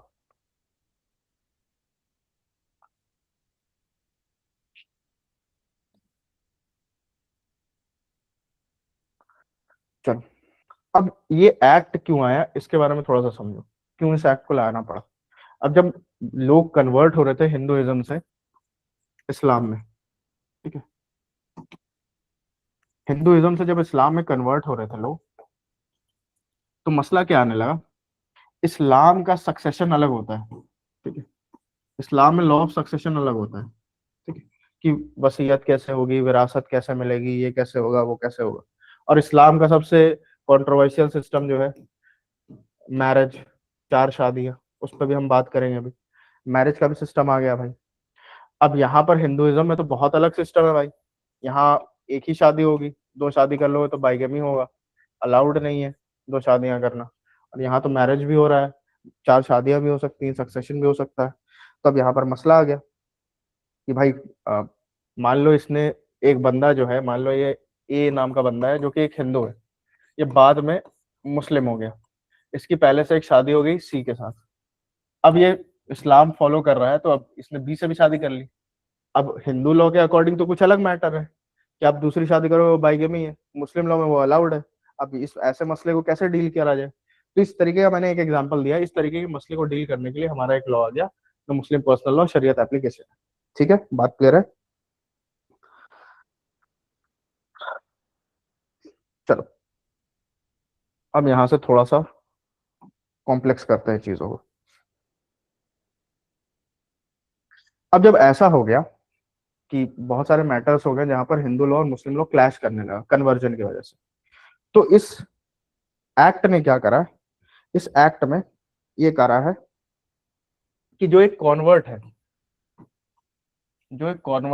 यानी जो कन्वर्ट हुआ है इस्लाम में, हिंदुइज्म छोड़ करके जो आया है, तो उस पे जो शरीयत लॉ है या शरीयत जो है वो 10 मैटर्स पे सिर्फ लगेगी। 10 मैटर्स पे उस पे शरीयत स्ट्रिक्टली फॉलो होगी। और अगर वो फॉलो नहीं करता है तो as per are secular law, जो कि हमारा लॉ बन चुका है, उसको सजा मिलेगी। ठीक, इन सारे मसलों से बचने के लिए ये एक्ट आया था कि इन 10 मैटर्स पे आप शरीयत लगाएंगे हम, उन 10 मैटर्स के अलावा कॉन्वर्ट पे शरीयत नहीं लगेगा। फिर आप अपना पर्सनल लॉ के अकॉर्डिंग देखिए, आप लगाना चाहो लगा लो, नहीं लगाना चाहो मत लो, लेकिन ये 10 मैटर्स पे तो आपको लगाना ही पड़ेगा शरीयत। बताइएगा, आवाज कट गई थी। मैं ये कह रहा हूँ कि जब कन्वर्जन हुआ तो कन्वर्जन की वजह से बहुत सारे प्रॉब्लम्स आ गए। अब जब बहुत सारे प्रॉब्लम्स आए तो क्या हो गया, एक जगह पर हिंदू लॉ, कहीं पे हिंदू लॉ और मुस्लिम लॉ क्लैश करने लगा आपस में। यहाँ पर क्या होगा, इस केस में क्या होगा, अब कोई बंदा हिंदुइज्म से इस्लाम में कन्वर्ट हो रहा है तो इसकी बीवी भी होगी, वाइफ भी होगी, इसके बच्चे भी होंगे, सक्सेशन का मसला आएगा। अब ये इस्लाम के अकॉर्डिंग सक्सेशन कराए अपने बच्चों का कि हिंदुइज्म के अकॉर्डिंग सक्सेशन कराए, या अपनी वाइफ होते हुए अगर ये दूसरी शादी कर ले तो क्या होगा, इस वाइफ और इस बच्चे का क्या होगा? तो बहुत सारे मसले आने लगे। अब इन मसलों को डील करने के लिए हमारा शरीयत एक्ट आया 1937। शरीयत एक्ट का लास्ट सेक्शन ये कहता है कि शरीयत लॉ जो है वो एक कॉन्वर्ट पे सिर्फ 10 मैटर्स पे ही अप्लाई करेगी। और वो 10 मैटर्स क्या है वो हम आगे देखेंगे। इन 10 मैटर्स पे ही एक कॉन्वर्ट पे शरीयत अप्लाई करेगी। उसके अलावा अगर आपको और भी कोई मैटर्स पे अप्लाई करना है तो आप आपके डिस्क्रिप्शन के ऊपर आप उसको करवा सकते हैं, नहीं करो तो नहीं करवा सकते। ठीक है, लेकिन ये 10 मैटर पे तो आपको उस पर शरीयत लगवानी ही पड़ेगी। अगर इस 10 मैटर पे आप शरीयत नहीं लगाओगे तो फिर इसको क्या होगी, जेल होगी एज पर आर लॉ। बात समझ आ रही है? कोई दिक्कत है यहाँ तक? चलिए, मतलब कि ये जो कन्वर्ट होगा उस बंदे पे है कि 10 चीजें आपको माननी ही पड़ेगी मेरे के हिसाब से। अगर आप ये 10 चीज नहीं मान रहे हो तो आपको तो जेल होगी। अब इसके अलावा ऐसा तो नहीं कि शरीयत में 10 मैटर्स हैं, और भी बहुत सारे मैटर्स हैं, तो बाकी बचे हुए मैटर्स पे अब फिर मुस्लिम लॉ जो इम्प्लीमेंट कर रहे हैं, जो स्कॉलर्स हैं, उन पर डिपेंड करेगा कि हाँ इन पे ये लागू करा जाए या नहीं करा जाए। वो उतना डोमेन पर्सनल लॉ पे छोड़ दिया गया है। लेकिन ये 10 मैटर को उठा लिया गया पर्सनल लॉ से और कहा गया 10 मैटर्स में तो आप फॉलो करो ही करो, एक मुस्लिम के ऊपर ये फॉलो होगा ही। ठीक है सर समझ आ 10 रही है? मैटर्स के अलावा 10 मैटर्स के अलावा फिर स्कॉलर्स पे छोड़ दिया गया है, या मुस्लिम लॉ के जो काजीज होते हैं, जो जजेस होते हैं, उन पे छोड़ दिया गया कि आप चाहो तो इन पे फॉलो करवाओ, चाहो तो मत करो। लेकिन ये 10 मैटर पे तो आपको इनसे फॉलो करवाना पड़ेगा शरीयत, एक कॉन्वर्ट्स। बात क्लियर है?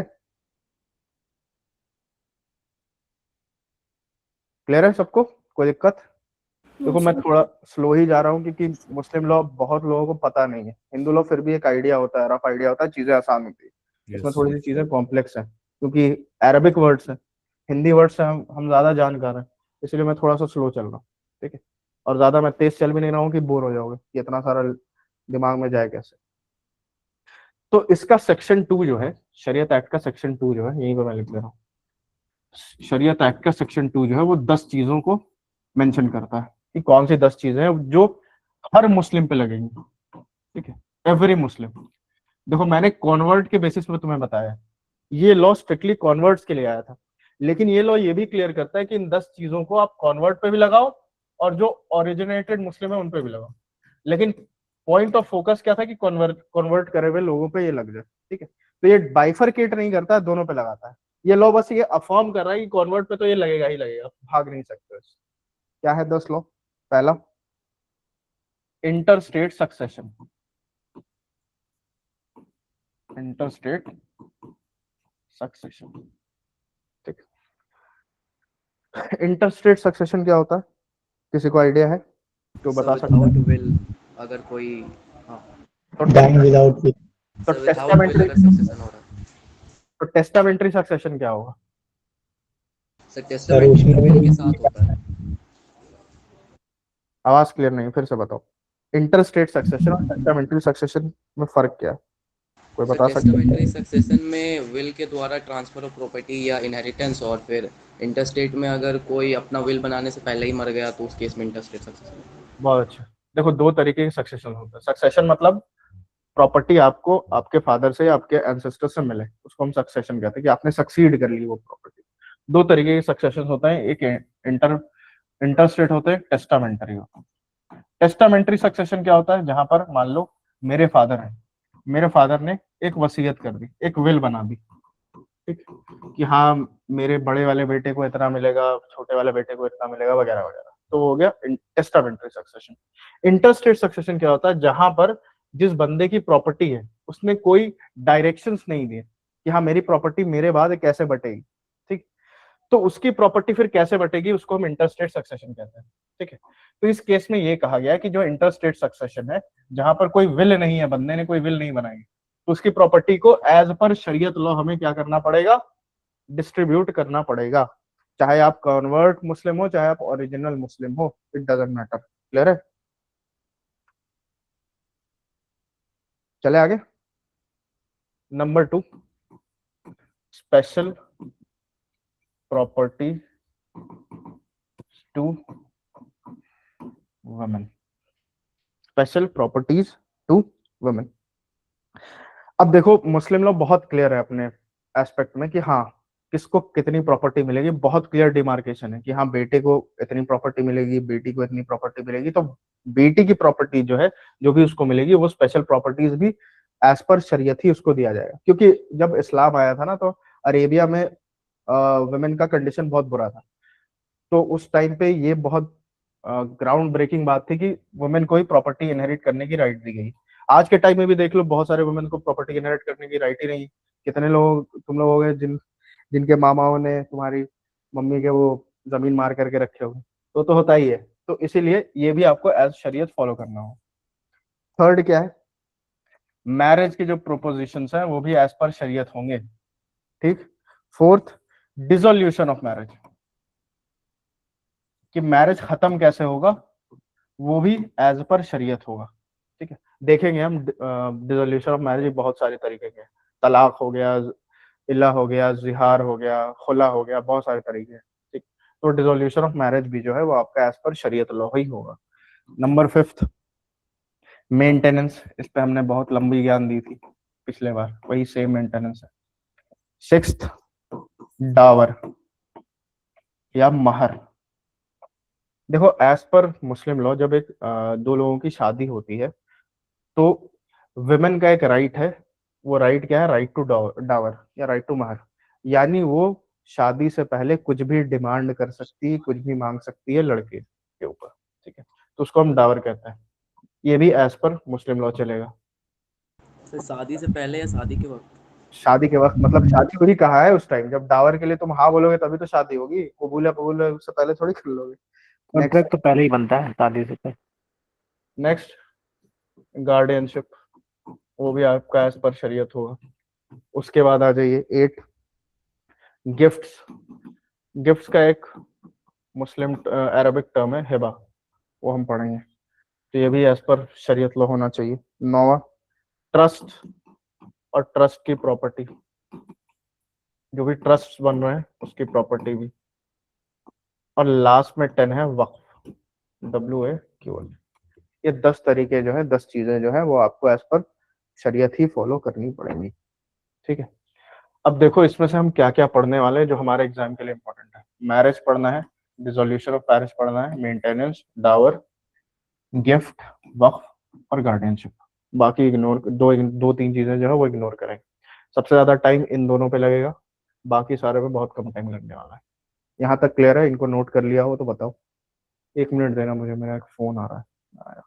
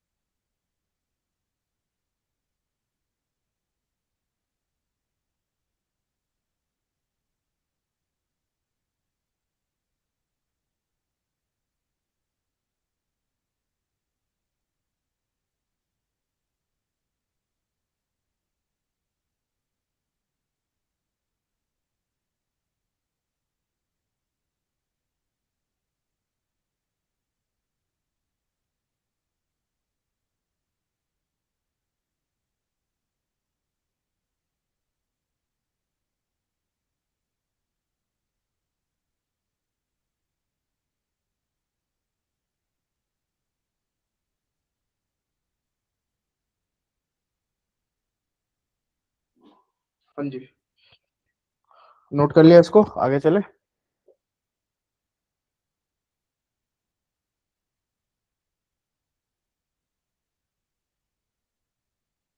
चलो फिर देखिए, अब शरीयत एक्ट जो है वो ये तो बता देता है कि 10 चीजें आपको फॉलो करनी पड़ेंगी एज पर शरीयत, लेकिन शरीयत एक्ट थोड़ा सा लीनियंट भी है।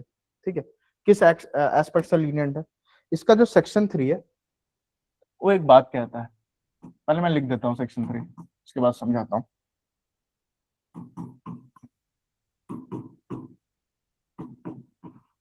Power to make declaration.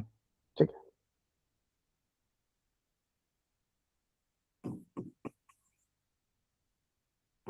मुस्लिम, इसको नोट कर लो ऐसे ही, पावर या कैपेसिटी का लिखते हैं, capacity to make contract as पर इंडियन कॉन्ट्रैक्ट एक्ट 1872। और point number 3, resident of India.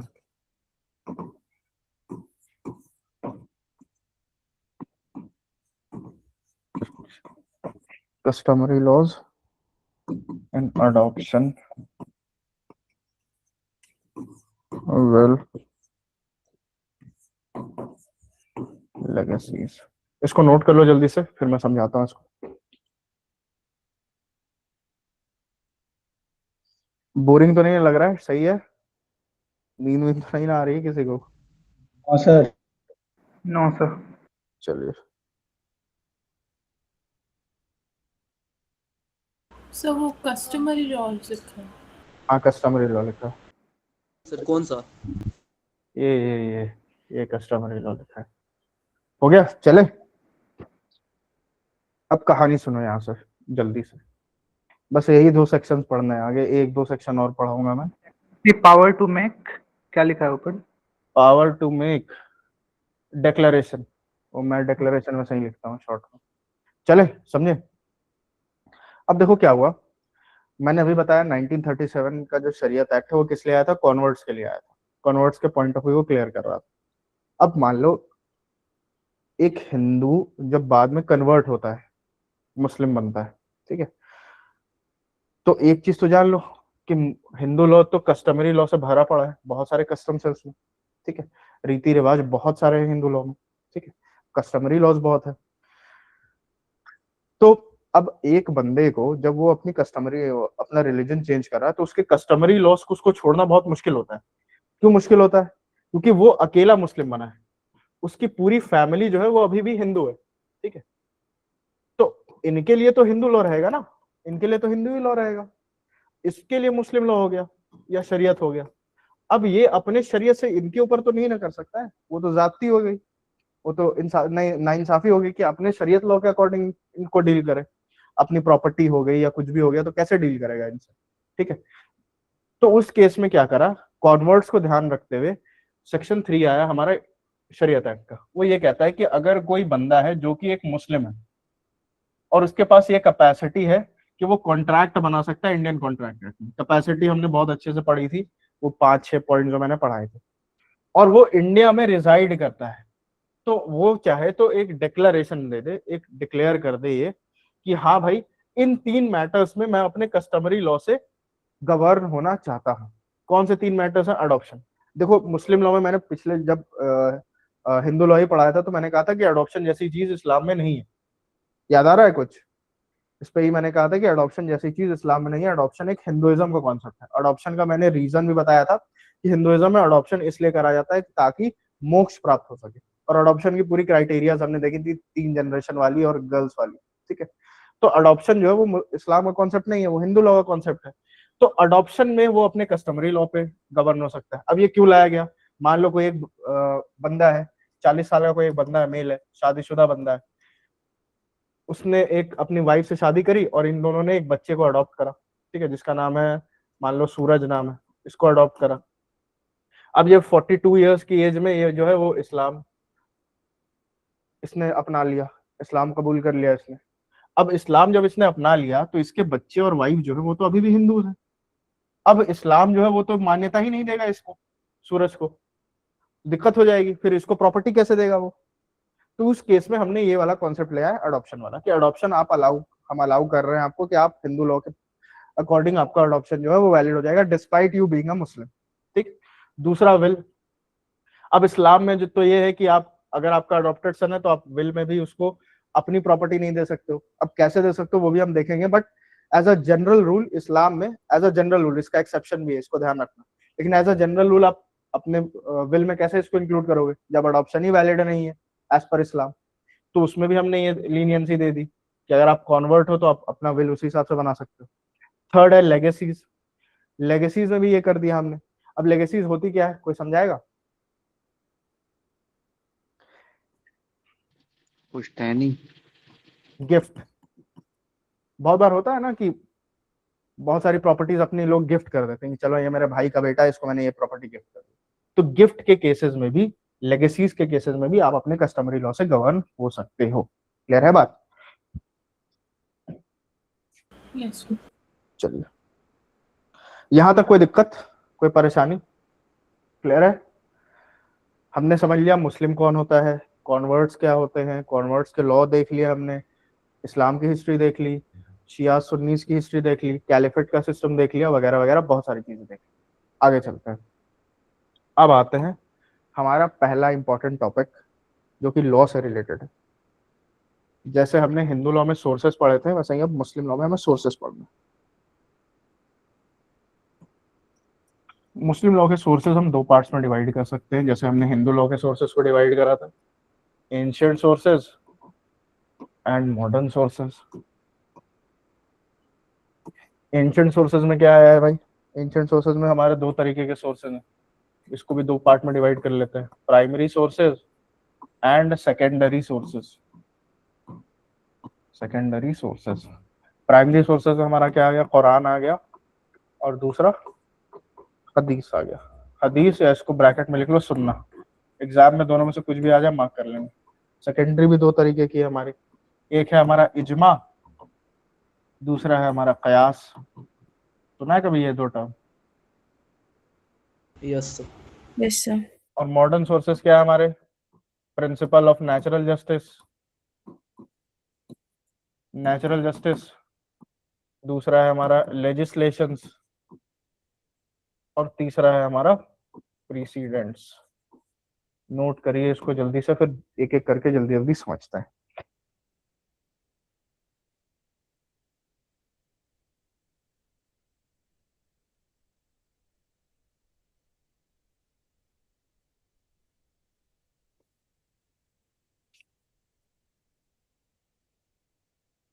हो गया?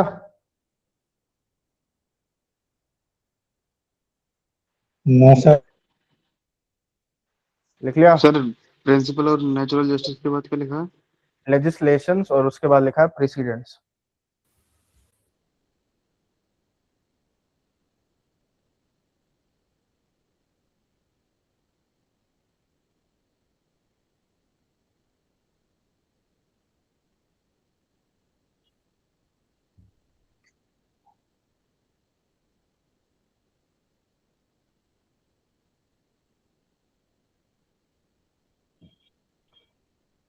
जल्दी नोट कर लो।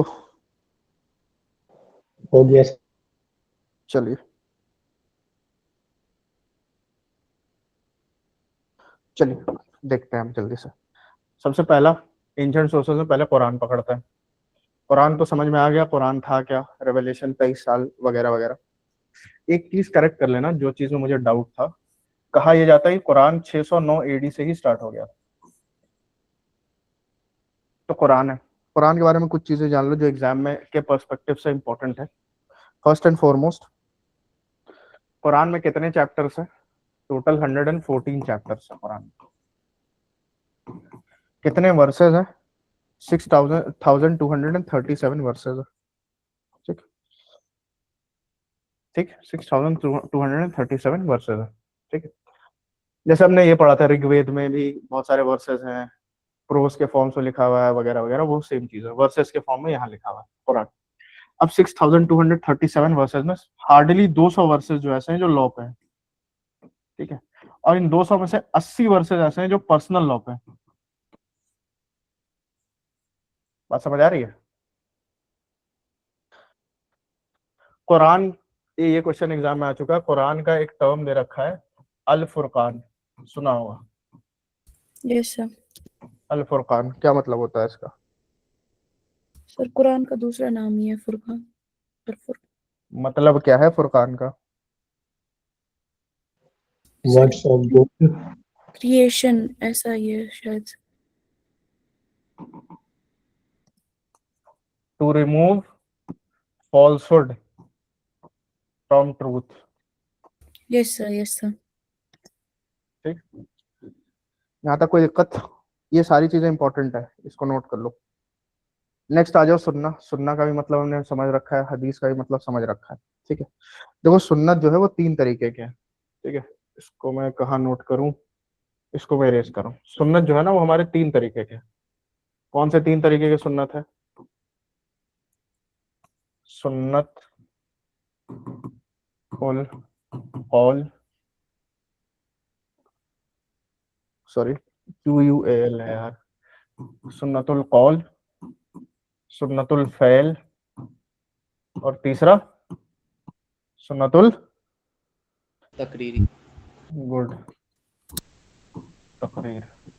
सुन्नतुल कौल, सुन्नतुल फैल और सुन्नतुल तकरीर, 3 टाइप्स में सुन्नत को हम कह सकते हैं। सुन्नतुल कौल क्या होता है? सुन्नतुल कौल का मतलब होता है जो चीजें प्रॉफिट ने कही है, सेड। ठीक, उनको हम कहते हैं सुन्नतुल कौल। सुन्नतुल फैल का मतलब क्या होता है? जो प्रॉफिट ने एक्शन से करा है एक्शन। सल्लल्लाहु अलैहि वसल्लम। और सुन्नतुल तकरीर क्या है? जिसमें ना प्रॉफिट ने कुछ कहा ना एक्शन करा, जहां पर प्रॉफिट चुप रहे, रिमेन्ड क्वाइट। जहां प्रॉफिट चुप रहे उसको हम कहते हैं सुन्नतुल तकरीर। जहां पर चुप भी रहे हैं ना वो भी मेंशन्ड है। तो 3 तरीके की जो है वो सुन्नतें हैं हमारे पास। ठीक, अब सुन्नत को जो है या हदीस को कंपाइल करने का, इसको इरेज कर दूं ना मैं, कुछ चीजें और बतानी है सुन्नत के अंदर। एक मिनट। सर अल फुरकान कुरान का दूसरा नाम है? कहते हैं अल कुरान का तो बहुत सारा नाम है, अल फुरकान एक उसमें से एक नाम है। चले, जैसे अल्लाह के 99 नाम है, 99 नेम्स है, ये भी एक बार आ चुका है एग्जाम में, लिख लो ये भी, 99 नेम्स है। इस्लामिक गॉड का मतलब होता है अल्लाह।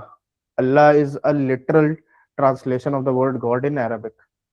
जैसे अब तुम क्रिश्चियंस, अरब क्रिश्चियंस को के पास भी जाओगे ना तो वो वर्ड गॉड यूज नहीं करते, वो अल्लाह यूज करते। गॉड का एग्जैक्ट मतलब ही होता है अल्लाह इन अरबिक। जैसे हिंदी में भगवान होते हैं। हो गया है यहाँ तक? इरेज कर दूं? चलो 3 चीजें और समझनी है इसमें। 3 टाइप, ये तो सुन्नत हो गया, प्रॉफिट के सारी चीजें। अब सुन्नत को मेंशन कहाँ करते हैं हम? हदीस में। हदीस भी 3 तरीके के होते हैं। हदीस ए मुतवातिर है ना, हाँ, मुतवातिर। हदीस मशहूर और हदीस अहद। मशहूर और हदीस अहद, इनके नाम नोट कर लो। देखो, सबसे पहले हदीस मुतवातिर का मतलब ये होता है जो यूनिवर्सली एक्सेप्टेड हदीस है। देखो, हदीस की भी कैटेगरी होती है, ऐसा नहीं कि कुछ भी कोई भी आकर के बोल देगा वो हदीस उसको मान लेंगे कि हाँ प्रॉफिट ने ये कहा था। हदीस को भी नोट करने का एक पूरा साइंस है कि हम पूरा चेन चेक करते हैं कि हाँ ये बात कहाँ से निकली, इसको किसने कहा, उसका कैरेक्टर कैसा था, क्या वो बंदा ट्रस्टवर्दी था कि नहीं, क्या उसकी बातें हम ले सकते हैं कि नहीं। तो वैसी हदीस जो वाइडली एक्सेप्टेड है अमंग मुस्लिम्स, उसको हम कहते हैं हदीस मुतवातिर। हदीस मशहूर क्या है, नाम ही से क्लियर है, जो ट्रेडिशन जो है जो पॉपुलर हो गई बहुत ज्यादा, उनको हदीस मशहूर कहते हैं। और हदीस अहद कहते हैं जो सेलेक्टेड लोग जो है उसको फॉलो करते हैं, सारे लोग फॉलो नहीं करते हैं, उनको हम कहते हैं हदीस अहद। ठीक, कोई दिक्कत है यहाँ तक?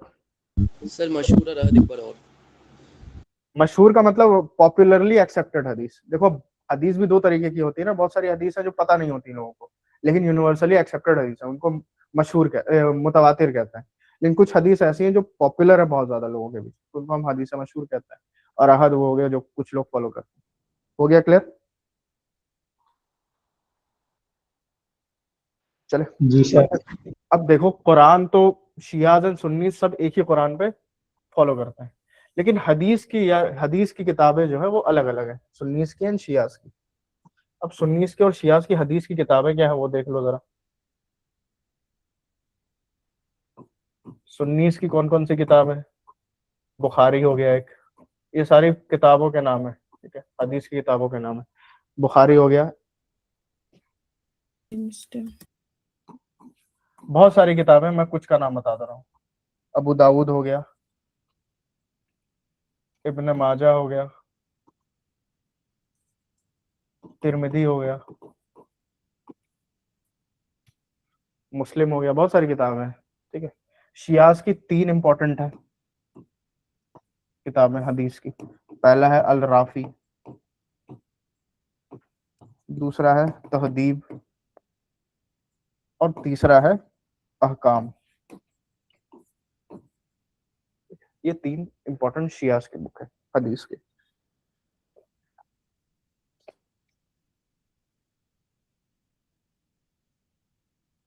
तो सेकंड में क्या है?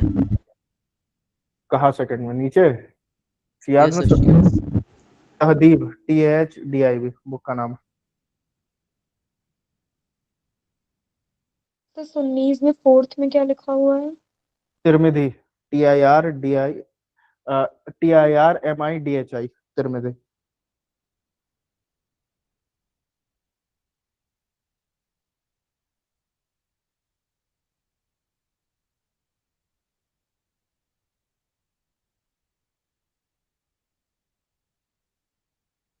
चलो, हो गया यहाँ तक? आगे बढ़े? चलो, अब समझते हैं इजमा एंड कयास। बहुत कंफ्यूजिंग टॉपिक है, ध्यान से समझना। अगले पेज में चलते हैं। ये सेकेंडरी सोर्सेज है, ठीक है। ये अपने हिसाब से देखो अप्लाई करी जाती है। सबसे पहले आप प्राइमरी सोर्स अप्लाई करोगे, प्राइमरी सोर्स में कोई जवाब नहीं तो सेकेंडरी पे जाओगे, सेकेंडरी में कोई जवाब नहीं तो मॉडर्न में चले जाओगे, ठीक है? अब ध्यान से समझना, इजमा एंड कयास, ठीक है? बड़े ध्यान से समझना, बड़ा ध्यान देना यहाँ पर। जब कोई कोई मॉडर्न सिचुएशन आ जाए, ठीक है, कोई मॉडर्न सिचुएशन आ जाए जिसको हम हैंडल नहीं कर सकते, एक सेकंड रुकना यार।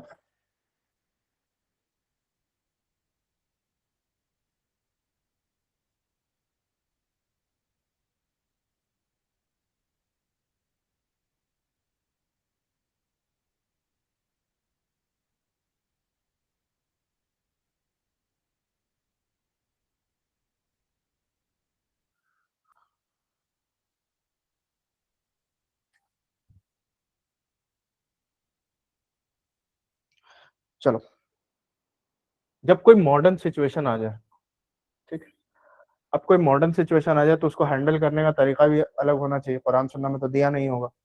तो उसको हैंडल करने के लिए क्या बैठते हैं?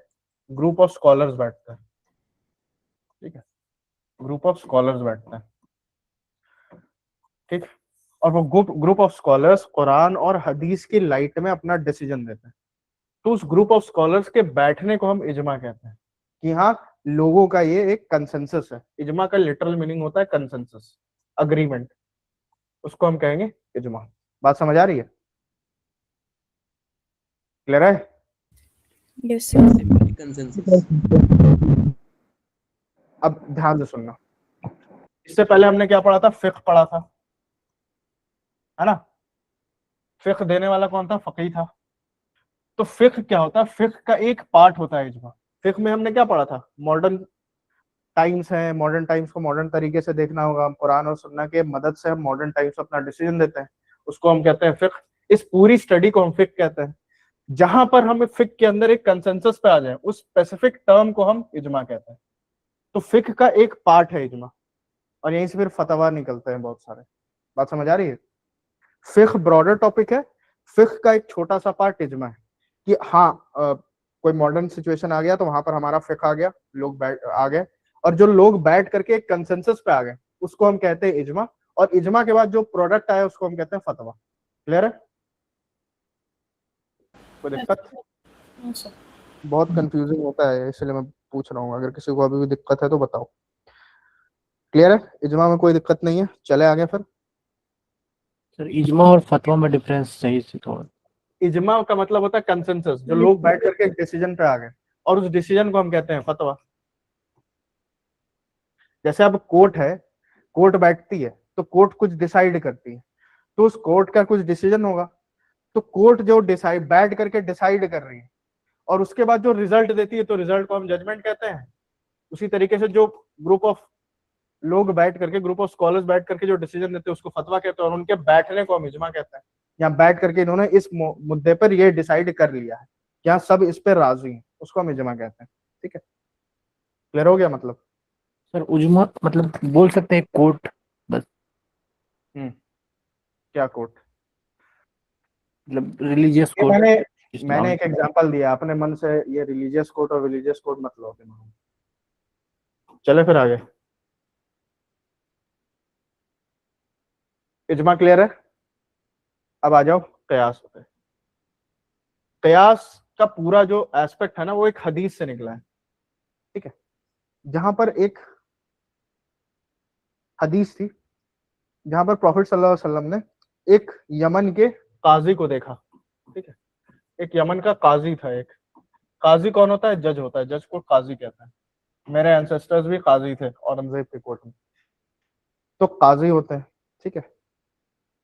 काजी का मतलब क्या होता है? जज। तो यमन का एक जज था, उसके पास मोहम्मद सल्लल्लाहु अलैहि वसल्लम गए।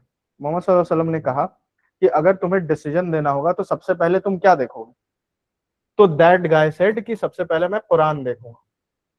ठीक? मोहम्मद सल्लल्लाहु अलैहि वसल्लम का कहना था कि अगर कुरान में जवाब ना मिले तो कहाँ जाओगे? तो कहा उन्होंने कि सुन्ना में जाऊंगा, मैं आपकी सुन्ना से देखूंगा, हदीस से देखूंगा। हदीस उस टाइम तक बना नहीं था क्योंकि प्रॉफिट जिंदा था, तो प्रॉफिट का सुन्ना ही चलता था, बाद में कंपाइलेशन हुआ। मोहम्मद सल्लल्लाहु अलैहि वसल्लम ने कहा जब सुन्ना भी ना रहे तब क्या करोगे तुम? तो उसने कहा मैं इस्लाम के प्रिंसिपल्स को फॉलो करके जो इक्विटेबल, जस्टिशिएबल और अपने गुड कॉन्शियंस के अंदर रहते हुए जो डिसीजन होगा उसको मैं फॉलो करूंगा। यानी मैं इस्लाम के अंदर, इस्लाम के दायरे में रह करके जो मुझे सही डिसीजन लगे, जो इक्विटेबल, जो दोनों के लिए इंसाफ, बराबरी का डिसीजन हो, जो इंसाफ का डिसीजन हो, और जो मैंने अपने अकॉर्डिंग अच्छे दिल से करा हो, उसके अकॉर्डिंग मैं डिसीजन दूंगा। ठीक? तो प्रॉफिट ने कहा ये अप्रूव कर दिया, और यही बाद में क्या बन गया? कयास बन गया। कयास का मतलब क्या होता है? कयास का मतलब होता है जब आप अपनी इंटेलिजेंस के थ्रू, जहां पर ना ही कुरान में कुछ है, ना ही सुन्ना में कुछ है, ना ही इजमा में कुछ मिल रहा है, ना ही फतवा कुछ है उस पे, और आपको उस पे इंस्टेंट डिसीजन देना है, तो आप इस्लाम की बाउंड्री के अंदर रहते हुए जो भी डिसीजन लोगे इन प्रिंसिपल्स पे, उसको हम कयास कहते हैं। बात समझ आई? Yes sir. चलो, कयास का लिटरल मीनिंग होता है मेजरमेंट, यानी आप सिचुएशन को मेजर करके अपना डिसीजन दे रहे हो। ठीक है? हमेशा ध्यान रखना एक चीज को, जब भी आप किसी भी मैटर पे डिसाइड कर रहे हो, चाहे आप इजमा यूज करो चाहे कयास यूज करो, फतवा दो, कुछ भी दो, आप इस्लाम की बाउंड्री से बाहर नहीं जा सकते हो। इस्लाम की बाउंड्री क्या है? कुरान एंड सुन्ना, इनसे बाहर नहीं जा सकते हो। यानी मान लो अगर सुन्ना में कोई चीज हराम है, जैसे अल्कोहल हराम है, ठीक है, या पोर्क का एग्जांपल ले लेते हैं, पोर्क हराम है, ठीक, तो आप किस कयास या इजमा लगा करके पोर्क को अलाउ नहीं कर सकते हो खाने के लिए, ठीक है।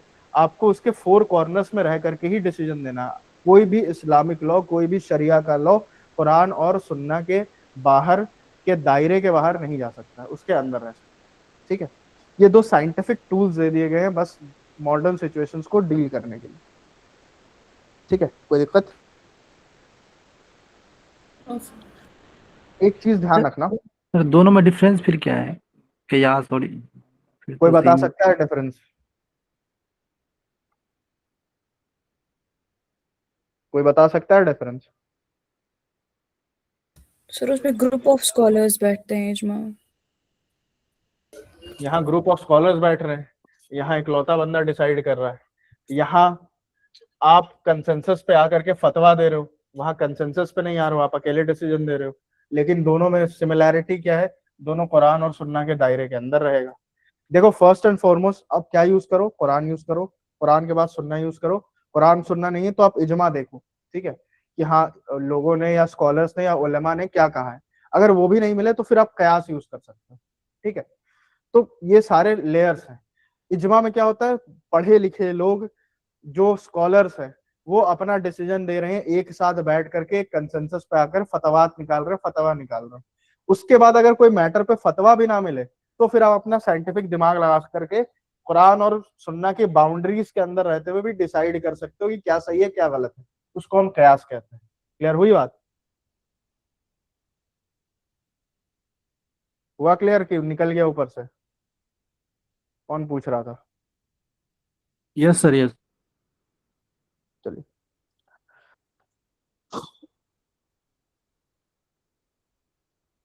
तो कुछ चीजें और देख लो इसमें, एक दो चीजें और देख लो, 5-10 मिनट और मैं पढ़ाऊंगा फिर छुट्टी। एक दो चीजें और देख लो इसमें, अगली क्लास में फिर हम ध्यान देंगे से और डीप में जाएंगे। तो ये तो समझ में आ गया इजमा जो है, इजमा का कहाँ फिक्ह और इजमा में रिलेशन है, और इजमा और फिक्ह से ही निकलता है फतवा, ठीक है। ये तो क्लियर हो गया, यहाँ तक तो कोई दिक्कत नहीं है। अब ये प्रोसेस जो आप फतवा का प्रोसेस निकाल रहे हो ना, फतवा निकाल रहे हो, फतवा क्या होता है? लॉ होता है। जो आप लॉ बना रहे हो, इस प्रोसेस को हम क्या कहेंगे? इजमा तो हो गया साथ बैठ करके डिसाइड करना, फिक्ह हो गया साइंटिफिक दिमाग लगाना, लेकिन इससे जो आप लॉ डिराइव कर रहे हो इसको हम क्या कहते हैं? इसका भी एक अलग से टर्म है, इज्तिहाद। इसको हम क्या कहते हैं? इज्तिहाद, ठीक है। बात समझ आ रही है? और जो लॉ लिखता है उसको हम कहते हैं मुजतहिद। मुजतहिद देखो बहुत ज्यादा कंफ्यूजिंग होता है, इसलिए मैं पूरा टाइम लेकर के बता रहा हूँ। मुजतहिद सारा लगेगा कि एक सिमिलर ही है। बात समझ आ रही है? इस्तिहाद क्या होता है? आप फिक्र के थ्रू अपना साइंटिफिक दिमाग लगा रहे हो, साइंटिफिक दिमाग लगा करके आप इजमा पे आ रहे हो, एक कंसेंसस पे आ रहे हो कि हाँ ये डिसीजन होना चाहिए, और उस कंसेंसस का रिजल्ट क्या हो रहा है? लॉ हो रहा है, फतवा हो रहा है कि लॉ निकल रहा है। तो लॉ बनाओगे भी तो सही आप उस डिसीजन पे, लॉ तो बनाओगे ना। ऐसा नहीं कि बस कंसेंसस डिसाइड कर लिया चलो हो गया, लॉ तो लिखोगे, लॉ बनाओगे। तो लॉ बनाने के प्रोसेस को हम इज्तिहाद कहते हैं, यानी फतवा लिखने के प्रोसेस को हम इज्तिहाद कहते हैं। और इज्तिहाद लिखता कौन है? उसका नाम है मुजतहिद। देख रहे हो कितना कनेक्टेड है, कितना ज्यादा ओवरलैपिंग। क्लियर हो रहा है? क्लियर है कि अभी भी दिक्कतें हो रही हैं? चलो आगे चलते हैं। अब इसमें कुछ एक चीज कह सकते हैं ड्राइविंग ऑफ लॉ फ्रॉम इजमा या फिका। कह सकते हो।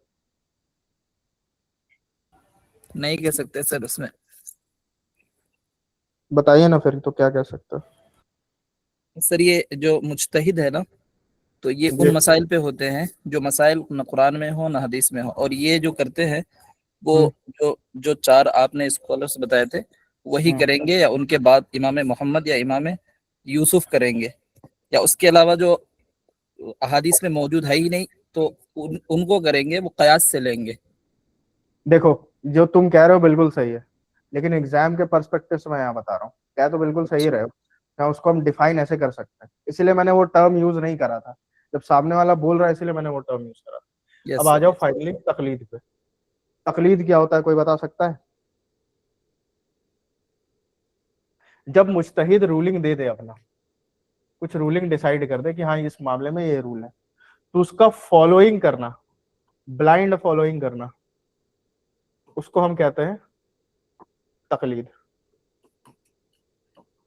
कि हाँ अब रूलिंग आ गई है, अब इसी के हिसाब से हम अपना डिसीजन लेंगे। क्लियर है? यहाँ तक कोई दिक्कत? सारी चीजें क्लियर हो गई? इजमा, कयास, फिक्ह, फक्ही, इज्तिहाद, मुज्तहिद, तकलीद, सारी चीजें क्लियर? किसी को अब यहाँ तक कोई दिक्कत है तो सवाल कीजिए।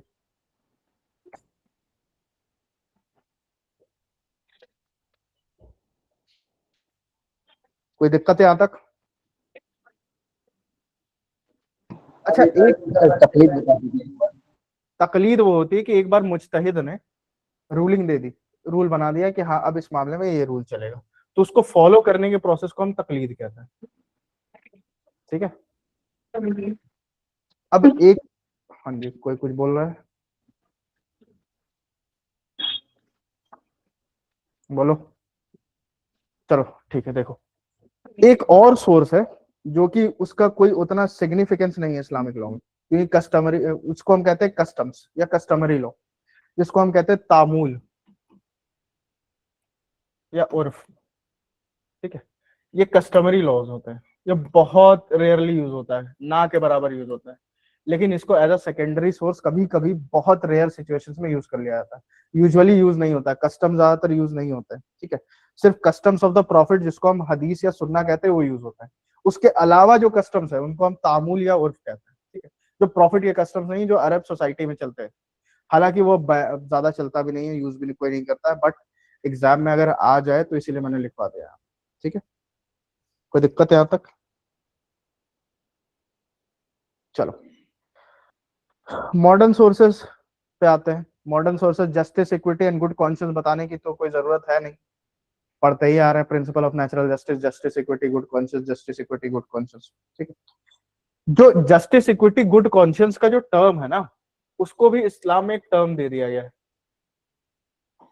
अगले पेज में लिख देता हूँ, बहुत ज्यादा आई आई हो रहा है, दिक्कत हो जाएगी। उसको हम कहते हैं, यही है ना, हाँ, इस्तेहसान। ठीक है? इसका ही एग्जैक्ट मतलब होता है, एग्जैक्ट नहीं लेकिन हाँ आसपास का मतलब होता है justice, good equity, good conscious. Justice, देखो बहुत ज्यादा कंफ्यूजिंग लगेगा स्टार्टिंग में, लेकिन याद तो करना पड़ेगा भाई, ऐसा नहीं काम चलेगा। इस्तेहसान, कहीं वर्ड पूछ ले तो फिर दिक्कत होगी। प्रीसिडेंट भी मैंने बता रखा है। प्रीसिडेंट क्या होता है? प्रीसिडेंट क्या होता है? प्रीसिडेंट वही कोर्ट के डिसीजंस, जजमेंट सर। कोर्ट के डिसीजंस, जजमेंट। प्रीसिडेंट्स के अंदर फतवा भी आता है। ठीक है? फतवा भी क्या होता है? रिलीजियस रूलिंग होती है किसी मैटर पे, कोई काजी रिलीजियस रूलिंग देता है अपना, तो वही प्रेसिडेंट्स के अंदर ही आता है। ठीक है? अब इसमें बहुत सारे केस पढ़ेंगे हम, शाह बानो बेगम पढ़ोगे, मोहम्मद अहमद खान, जिस पर भी मूवी भी आई है, बहुत सारी चीजें आई हैं अभी इसमें हम देखेंगे। और लेजिस्लेशंस तो पता है, 2 4 5 लॉ बने हैं मुस्लिम लॉ पे, यूजुअली वुमेन के राइट्स पे और डाइवोर्स पे ही लॉ बने। एक दो एक्स्ट्रा एक्ट अभी बना है। एक तो हमारा वक्फ एक्ट है, जो आपको पता है अभी चेंज भी हुआ है, उसमें बहुत सारी चीजें। तो एक तो वक्फ के रिलेटेड एक एक्ट है, वक्फ एक्ट। दूसरा है तुम्हारा शरीयत एक्ट, जो हमने पढ़ा अभी, पूरा नाम मैं लिख नहीं रहा हूँ, शॉर्ट में बस लिख दे रहा हूँ। शरीयत एक्ट 1937 में एक आया। फिर Dissolution of Muslim Marriage Act है, Dissolution of Muslim Marriage Act है 1939 का। और पॉइंट नंबर 4 और आखिरी एक्ट जो है, मुस्लिम वुमेन